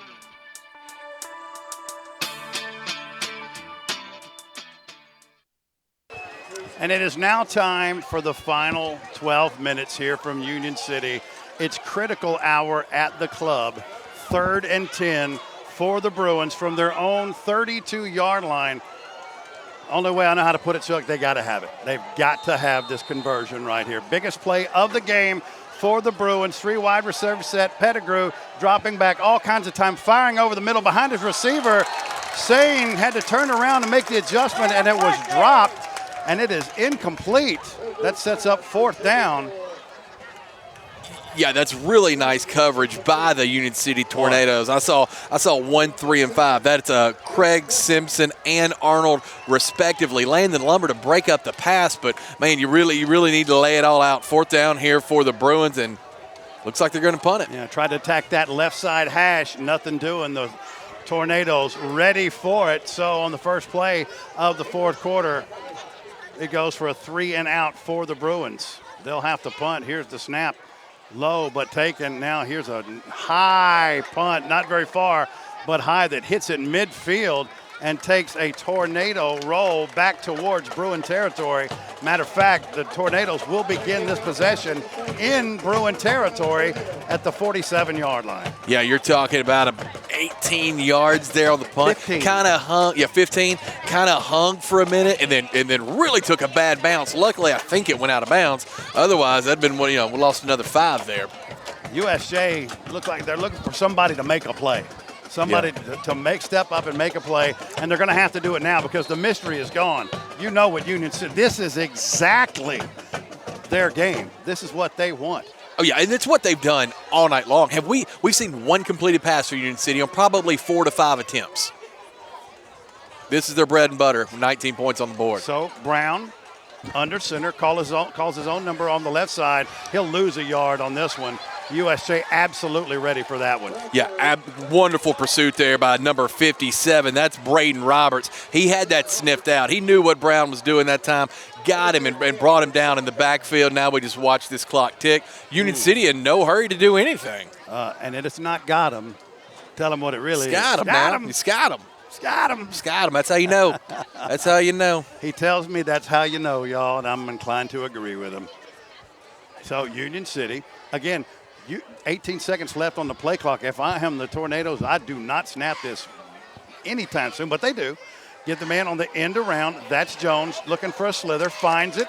He'll pick up about 5 yards. That's going to set up 3rd and about 5 for the Tornadoes. Scratch that was Colby Craig on the carry for the Tornadoes. Yeah, sophomore Alex Wallace. Really nice pursuit there for the Bruins to get him down. Third down. I was a little surprised, too. They snapped it with 13 seconds on the clock. I paid attention to that, but maybe trying to catch USJ off guard, thinking they're going to snap it with 5 and under and get a big play there.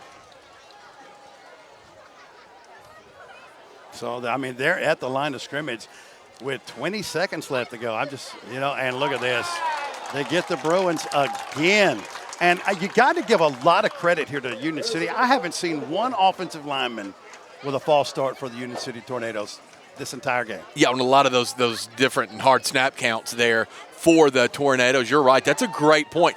That's something they obviously work in practice a lot and spend a lot of time with. I saw the defensive line coach down working with them before the game, motivating them with his words and his what would you call it, intensity. I really like that, Cat. And the worst part, good enough for a first down conversion. 1st and 10 Tornadoes from the Bruin 38-yard line. Here's a give straight up the middle to Arnold. Dragging Bruin defenders with him for about a 5-yard ride. Second up, 2nd and 7. I believe we have a penalty on the far side of the field. Yeah, Blaine Lafferty in there on the tackle for the Bruins. He's only a sophomore. He's a large man. Let's see what we've got here. It's like Union City backing up.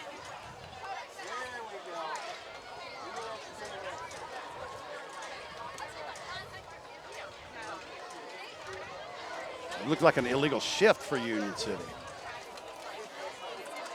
Yep. Repeat the first down. Be a 5-yard penalty. Yeah, it was an illegal shift for the Tornadoes, and that'll set it back up in a favorable distance for the Bruins. 1st and 15 for the Tornadoes with exactly 10 minutes left to go in this football game. Brown under center. Smith, the back behind him.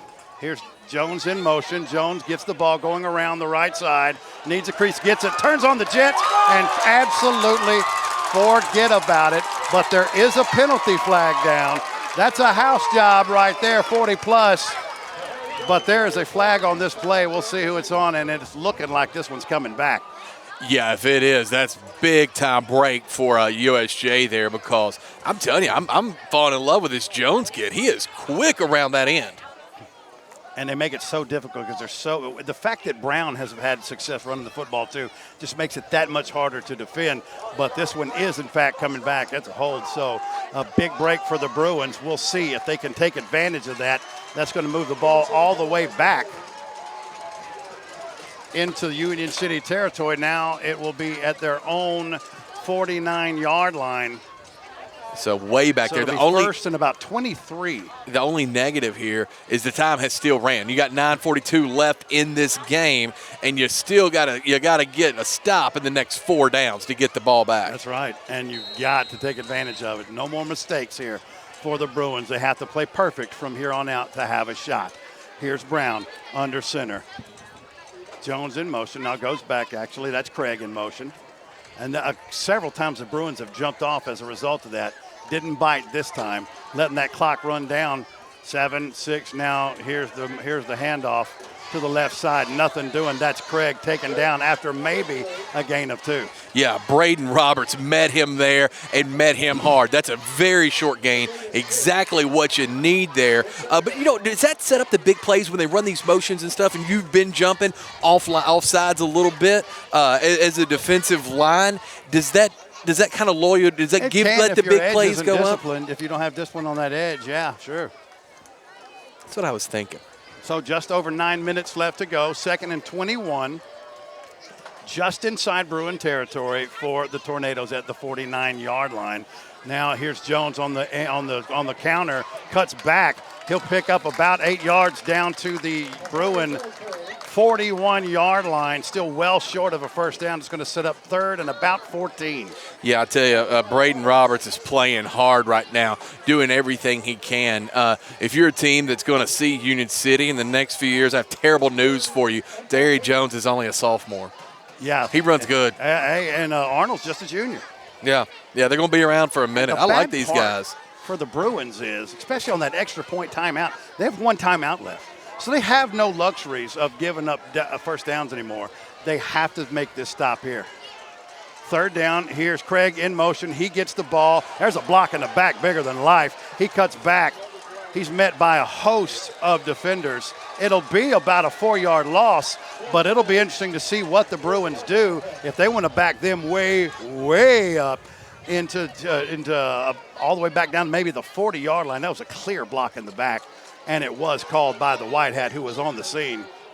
But would you do that and give them another down to let them chew the clock? That's the only problem. I'd probably let it go.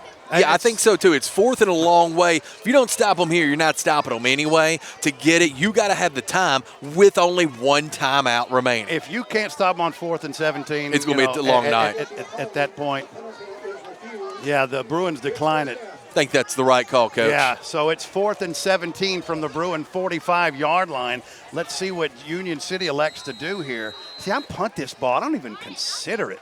For one, you want to pin them back deep. Absolutely. You know, if you just run it 2 or 3 yards and don't get anything, and you watch that little motion reverse that they used earlier for Jones to pick up the first down, and now Brown's going to drop back into punt formation. But that doesn't mean anything, like I told you earlier.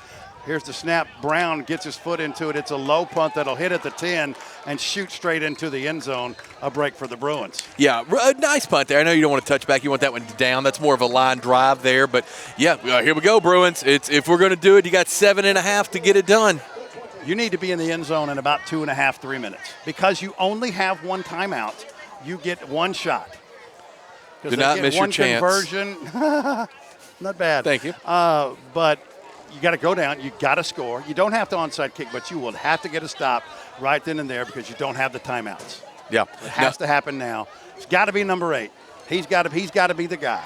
You know, and you know, one of the things that makes me wonder a little bit now, obviously he's been keyed on all night, but one of the things that makes me wonder so much about Barksdale is, remember, he was banged up to end the first half against Liberty, so you wonder how healthy he is. Got a timeout by Union City. That's their first of the half. We'll take it with them with 7:39 left to go in this ball game. Union City leading the Bruins 19-6. We're back from Union City right after this.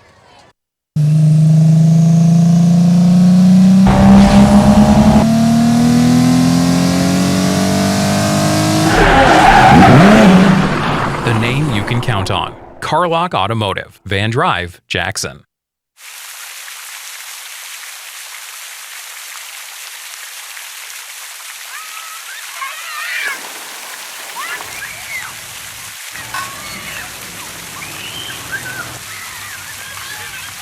Turn to the experts.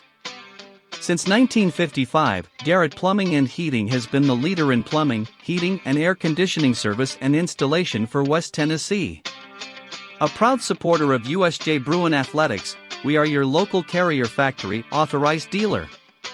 Call Garrett Plumbing and Heating 668-3339 for all of your plumbing, heating, and air needs.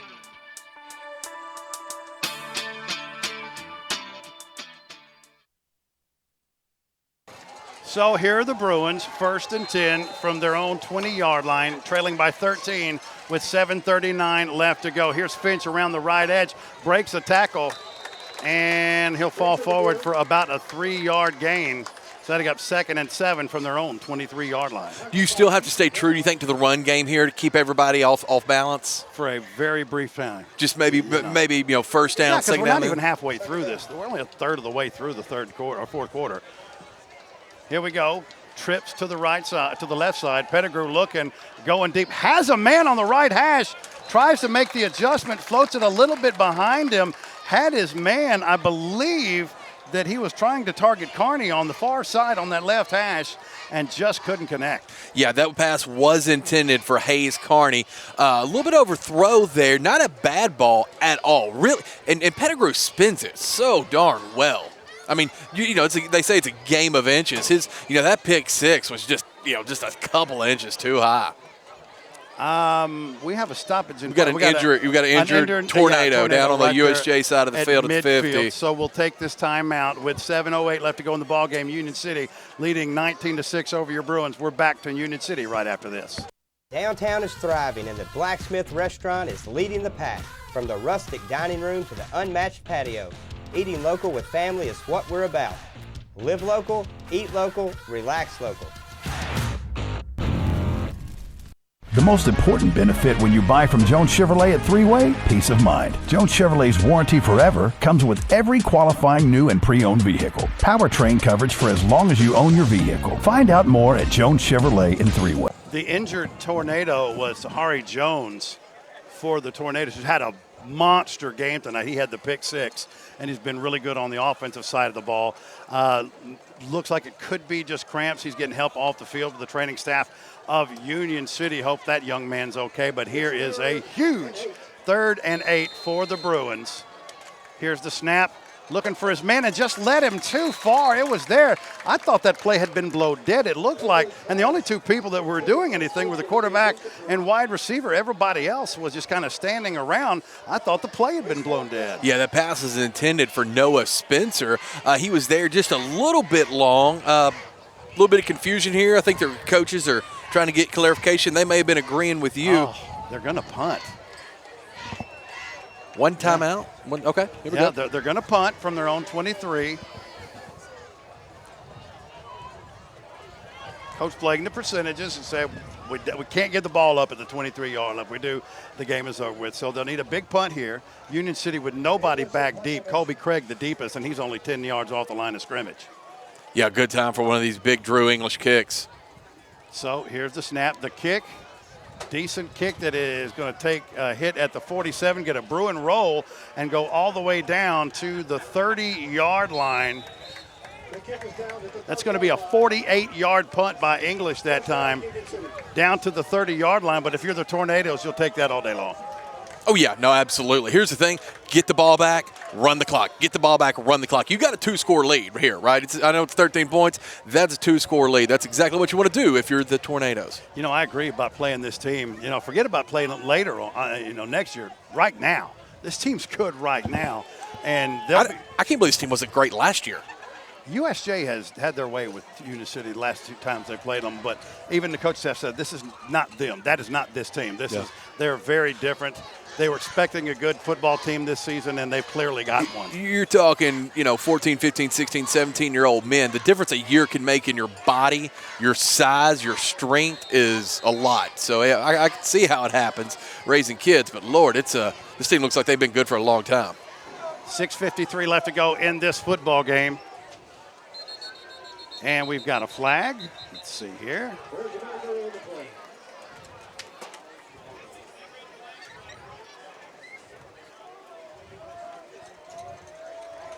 We have a false start by the Tornadoes. See anybody move? Yeah.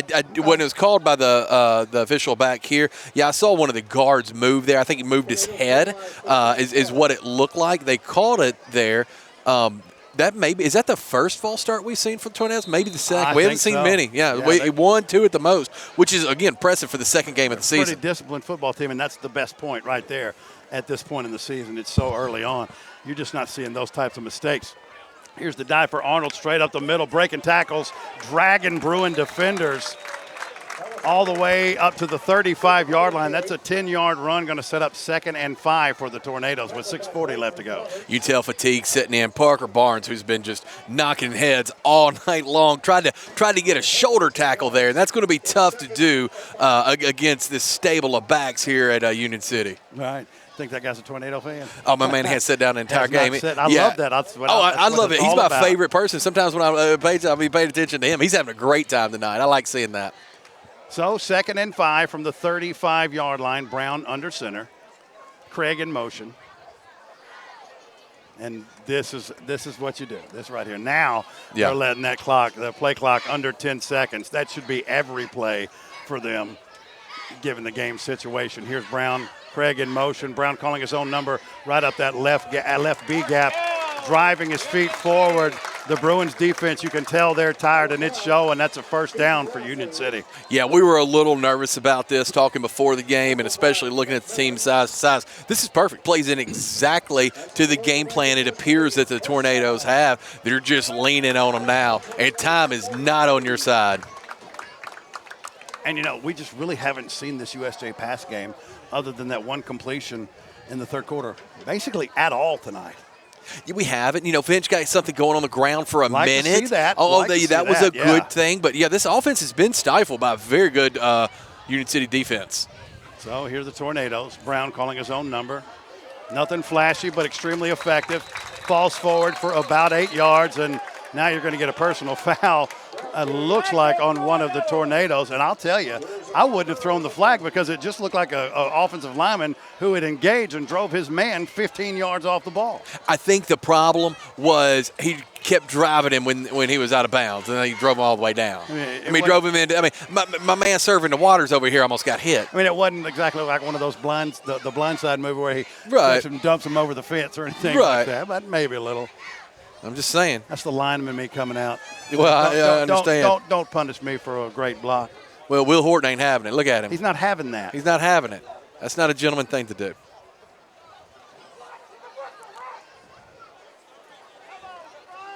Couple of the Golden City Tornado fans or whatever, Golden City, whatever, the Golden Tornadoes. They're letting them know the officials that they saw it differently. Is that where we are? Are we in the Golden City? I think that's where you are. That very well may be. 5:25 left to go in your football game, and all Union City right now, 19-6. Second and what are we calling this? This isn't second down. Oh yeah, well, it shouldn't be. Should still be first down. Are we at the time of the game where you're trying to strip the football here? Do you still think you got a little bit of time? You better be. You have no choice. Yeah, but I mean every play, because sometimes that can lead to a big play if you miss trying to knock it loose. And I don't see a lot of hands on hips for USJ. They don't look overly winded. They're just starting to get pushed around a little bit at that point. Just leaned on. It feels like they were getting more leaned on, kind of like what you keep doing to me when you come over here. I apologize. Thank you. I don't forgive you, but I appreciate that. I did buy your dinner, but whatever. Oh, okay, here we go. Once, guys. Brown under center. Here's Craig in motion to give to Craig. Trying to cut it outside, nothing to do it. Still on his feet, though. Stringing it out. USJ's defense doing a great job, but the worst part of that is the clock keeps ticking. Yeah, I thought maybe they were going to get him out of bounds to stop the clock. Craig falls down just right there on the sideline. Terrible news, and we'll take a couple of those timeouts back if they're willing to give them. And what he didn't do was go out of bounds. Yeah, that's what I'm saying. Yeah, he went right to the sideline and fell down right before it. Now the down marker says third down. The scoreboard says second down. I agree with the scoreboard. Yeah, my down guys had we've been off a couple of times tonight with the guy on the down marker. Third and 15 is what the scoreboard says. So now it's third and 15. They synced up. We'll take it. Third and 15. Here's Brown calling his own number off the left side. Good for about a 5-yard gain up to the 45-yard line. Call it gain at 7. But it will set up fourth down for the Tornadoes. 4:11 on the running clock. Yeah, that's Will Horton and Parker Barnes in there on the tackle there. 4th and 8, and they're just going to let it tick, tick, tick, tick. How's it go? Tick, tick, tick, tick. A little bit slower, like, tick, Mississippi, tick, like that. You just do it in your head. Get that. Yeah, you see that? Were you ever the guy that had to rush and sit there and count Mississippi? Who, me? Yes. Yeah. How else do you count a second if you don't Mississippi it? I don't know. How do you know? I mean, let me ask you this. How would you, if you said, look, you got to cut this wire in 8 seconds, would you just be like, well, I know what a second is because I was playing college football? Or would you go 1 Mississippi, 2 Mississippi? Or would you call it 1 Ole Miss? I've never heard of that. Oxford. I've never heard of that. I tried to go to Oxford. I got warrants. You ever been to a game in Oxford? Yes. Oh, but I'll tell you what's even more fun. Tell me about it when we come back. We got 3:31 left to go in this football game. Timeout for Union City. Both teams with one left. We'll take it back after this for the final 3. Football is here. Get touchdown savings at McCoy's Heating and Air. Cooler weather is coming. Tackle the season ahead with McCoy's and be comfortable this season. To get your furnace ready, we are now offering one-time cleaning for only $90. Score big. Call McCoy's and schedule your $90 cleaning today. Call 731-668-7492 or visit airmccoy.com. McCoy's Heating and Air, Jackson's most trusted team of technicians. This is how we Friday night. How do you Friday night? This is how we Friday night. This is how we Friday night. This is how we Friday night. No matter how you Friday night, you always win at Kaufman's.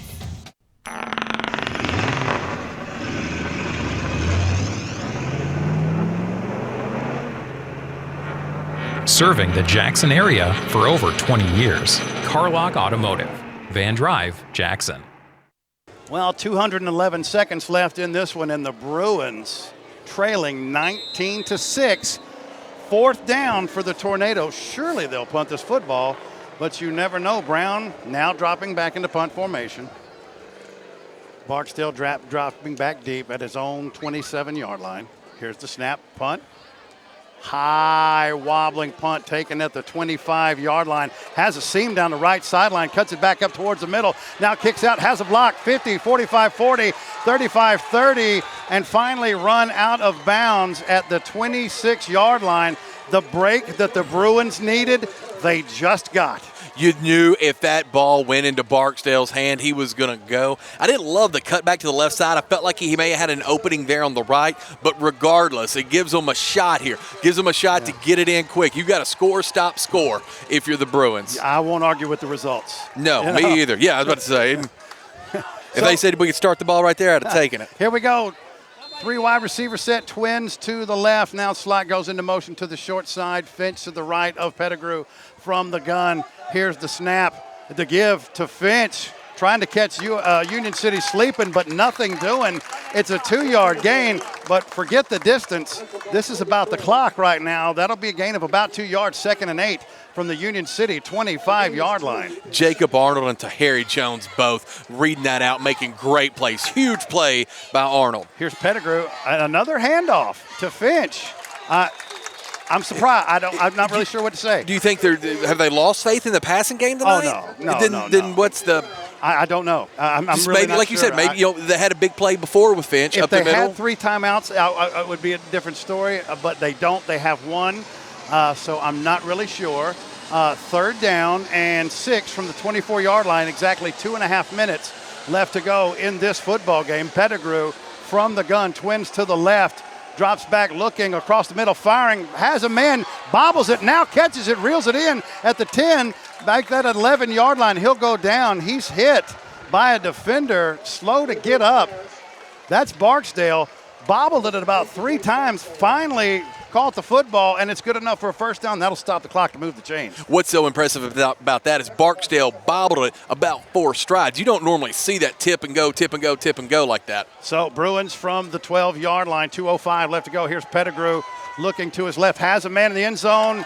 Broken up, though. Great job. That route jumped that time by Cohen Simpson, the sophomore defensive back. And we're lucky that ball did not go the other way for about a 90-yard pick 6. Yeah, and Pettigrew's made some adjustments. The last couple of misses have been underthrown versus overthrown there. But, yeah, you're right. We're very, very lucky there. 2:01 left to go, 2nd and 10. Bruins from the 12 of the Tornadoes. I got to go to Sane here on the fade in the back of the end zone. He's got the size matchup. I got to go up top and let him get a jump ball here. Here's 2nd down. Here's Pettigrew with a handoff to Finch up the middle, accelerates down to about the 8-yard line. We'll call it the 9, setting up 3rd and about 8. The Bruins can still get a 1st down inside the 3-yard line, but the clock is running on this one, 1:44, and you don't have the luxury of running this football anymore. I can't imagine. You've got to score, onside kick, recover, score. 3rd and 7 for the Bruins, shotgun snap. And it's a run off of right tackle. A gain of maybe 1. Setting up 4th down for the Bruins. Surely they're passing here, right? They got to pass here. 1 timeout left, but not sure what's going on here. You got, but again, score, onside, recover, and score again with a 1:12 rolling clock. Trying to get the play in here. It's taking a minute for USJ to get set. We've lost 10 to 15 seconds. I don't know. 4th and 7 for the Bruins. Fake the handoff straight up the middle. Did he hold on to it? Incomplete. The pass was low right there around the left hash, and the Tornadoes will take over possession. 1st and 10 from their own 10 with 59 seconds left. Yeah, it looked like they're trying to work in tight end Owen Stonecipher there if I got my number right on that incompletion. So this is a hard-fought football game, but this is going to be a big win for the Tornadoes. Yeah, Tornadoes have proven they are the real deal this year in single A action. Really, really good team. Looks like a tough out for anybody. And I'm impressed with 4 or 5 of their running backs and a very good line and very good defense. Good coverage tonight. Not a lot of blown assignments anywhere. So just under a minute to go here. No need for the Tornadoes to do anything but take a knee. But before they do that, they'll call a timeout. And you know what? We'll take it with them. One more timeout before we come back and wrap it up. With 1 minute left to go in this game, Union City 19, USJ 6. Back after this. At Alive Hydration Drip Spa, we offer top-of-the-line IV nutritional therapy, which has a wide variety of health benefits. From immune system boosters and skin care, fatigue, energy, and even hangover relief, you can be sure we have an IV blend that's right for you. All of our blends are administered by one of our experienced nurses in a spa setting to ensure you leave feeling re-energized and refreshed. Give us a call or visit our website to book your appointment today. We have what it takes to make you feel alive again at Alive Hydration Drip Spa. Lifestyle Vision, located at Thompson Farms, offers patient-centered comprehensive eye exams. Select your new look with our latest styles from exclusive brands. Come see us Monday through Friday 8 to 5 or schedule an appointment anytime online. Lifestyle Vision, where compassion meets commitment.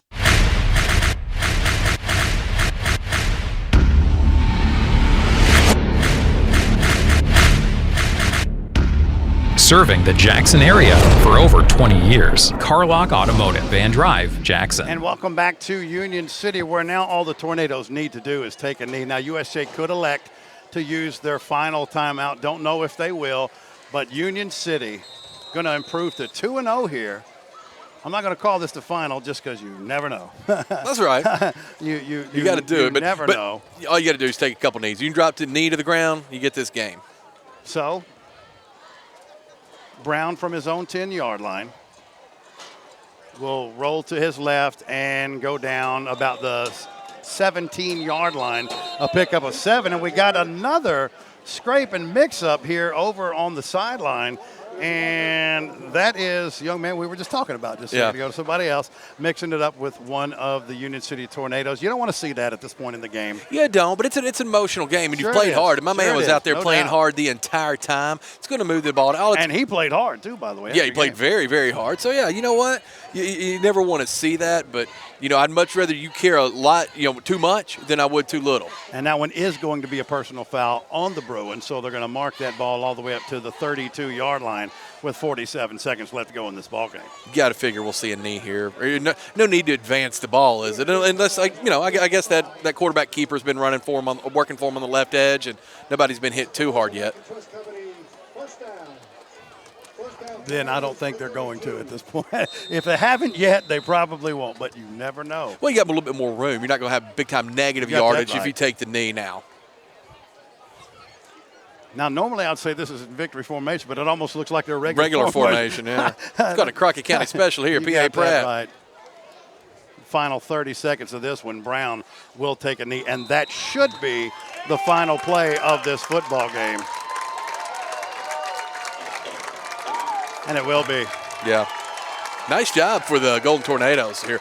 Really, really good play design. Really good job coming off a couple of losses to USJ. Good for them for getting the victory. And USJ played and competed really well. Scoreboard may look a little different, but this game was really, really close for 3.5 quarters. Well, as my man Chuck Walker calls it, Golden City, your final tonight Golden from City. Golden City. The Union City Golden Tornadoes 19 and the USJ Bruins 6. We'll take this timeout and come back and get you ready for the post-game show. Looking forward to that, the Brooksie's Barn post-game show, right after this. For anyone contemplating pre-planning, we can tell you from our experience, it's much easier to make funeral plans and record them now than wait until emotions are running at their highest. With pre-planning, you can free your mind and heart from having to make big decisions during a time of grief and instead enjoy the freedom to focus on the memories of a life well lived.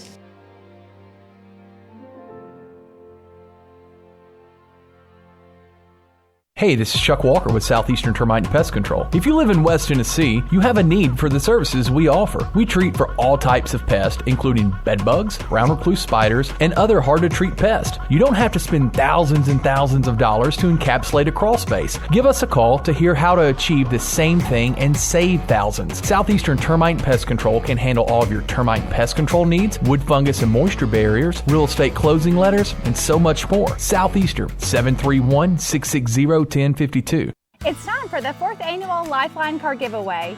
And Joe Mahan Ford is proud to donate a car again this year. Give blood with Lifeline between Memorial Day and Labor Day for a chance to win a 2019 Ford EcoSport. Join Lifeline. And Joe Mahan Ford and give blood this summer. Downtown is thriving and the Blacksmith Restaurant is leading the pack. From the rustic dining room to the unmatched patio, eating local with family is what we're about.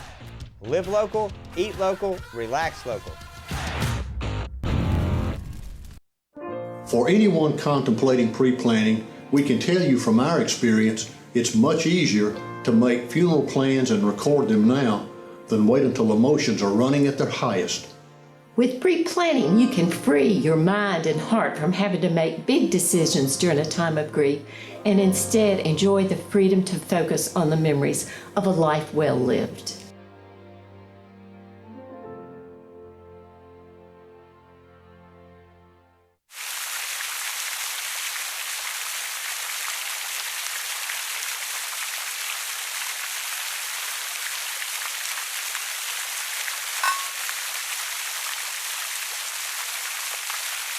Tired of being seen and not heard? At Lifestyle Vision, we believe in patient-centered quality eye care for West Tennessee, which is why we are locally owned and operated. Come see us Monday through Friday, 8 to 5, or schedule an appointment anytime online. Lifestyle Vision, where compassion meets commitment. Downtown is thriving and the Blacksmith Restaurant is leading the pack. From the rustic dining room to the unmatched patio, eating local with family is what we're about. Live local, eat local, relax local.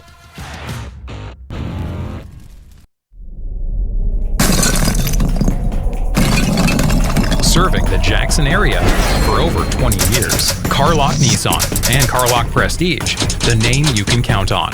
Carlock Automotive, Van Drive, Jackson.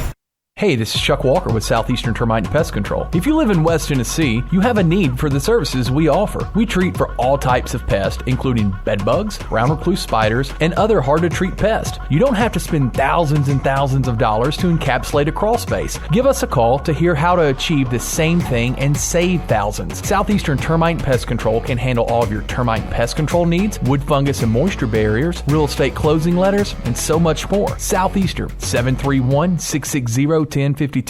Well, welcome back to Union City, Tennessee, a.k.a. Golden City, where your Bruins fall tonight, 19-6. Hard-fought effort, but nonetheless, the Bruins fall to 1-1 on the season. Now, next week, we will be back home as Tipton Rosemark comes to town against your USJ Bruins. Bruins looking to bounce back, and more importantly than anything else, the first region game of the season, Chuck. So while you would love to have won tonight, the reality is it didn't really matter all that much in the grand scheme of things for what the Bruins, every goal that the Bruins had, except for an undefeated season, is still in play right now. Absolutely, and they saw a big, tough, mean, physical team, and for a long time held with them. You got nothing to be ashamed of, like you said, except for the undefeated season. That part stinks. But USJ played hard, and they proved that they can play with a team like Union City. This was a big game for Union City. USJ's had their number the past few years. It's good to get that monkey off your back. But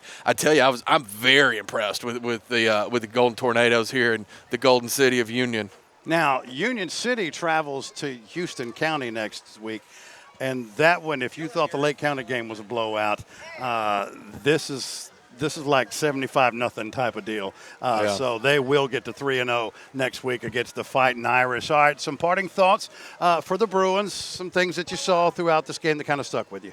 Yeah, Pettigrew, you got to have him. You got to have him locked back in again. Missed a couple of passes tonight. I think his receivers can step up a little bit too. I think there were some drops on some hits, but you're going to have contact in football. You're going to have to make that big play and bring that ball in. And then the biggest thing, the very biggest thing that I think literally flipped it on the head. It could have added 3 more points here down for USJ. Just the penalties, especially in the first half. The penalties were just out of control. Got to tighten those things up.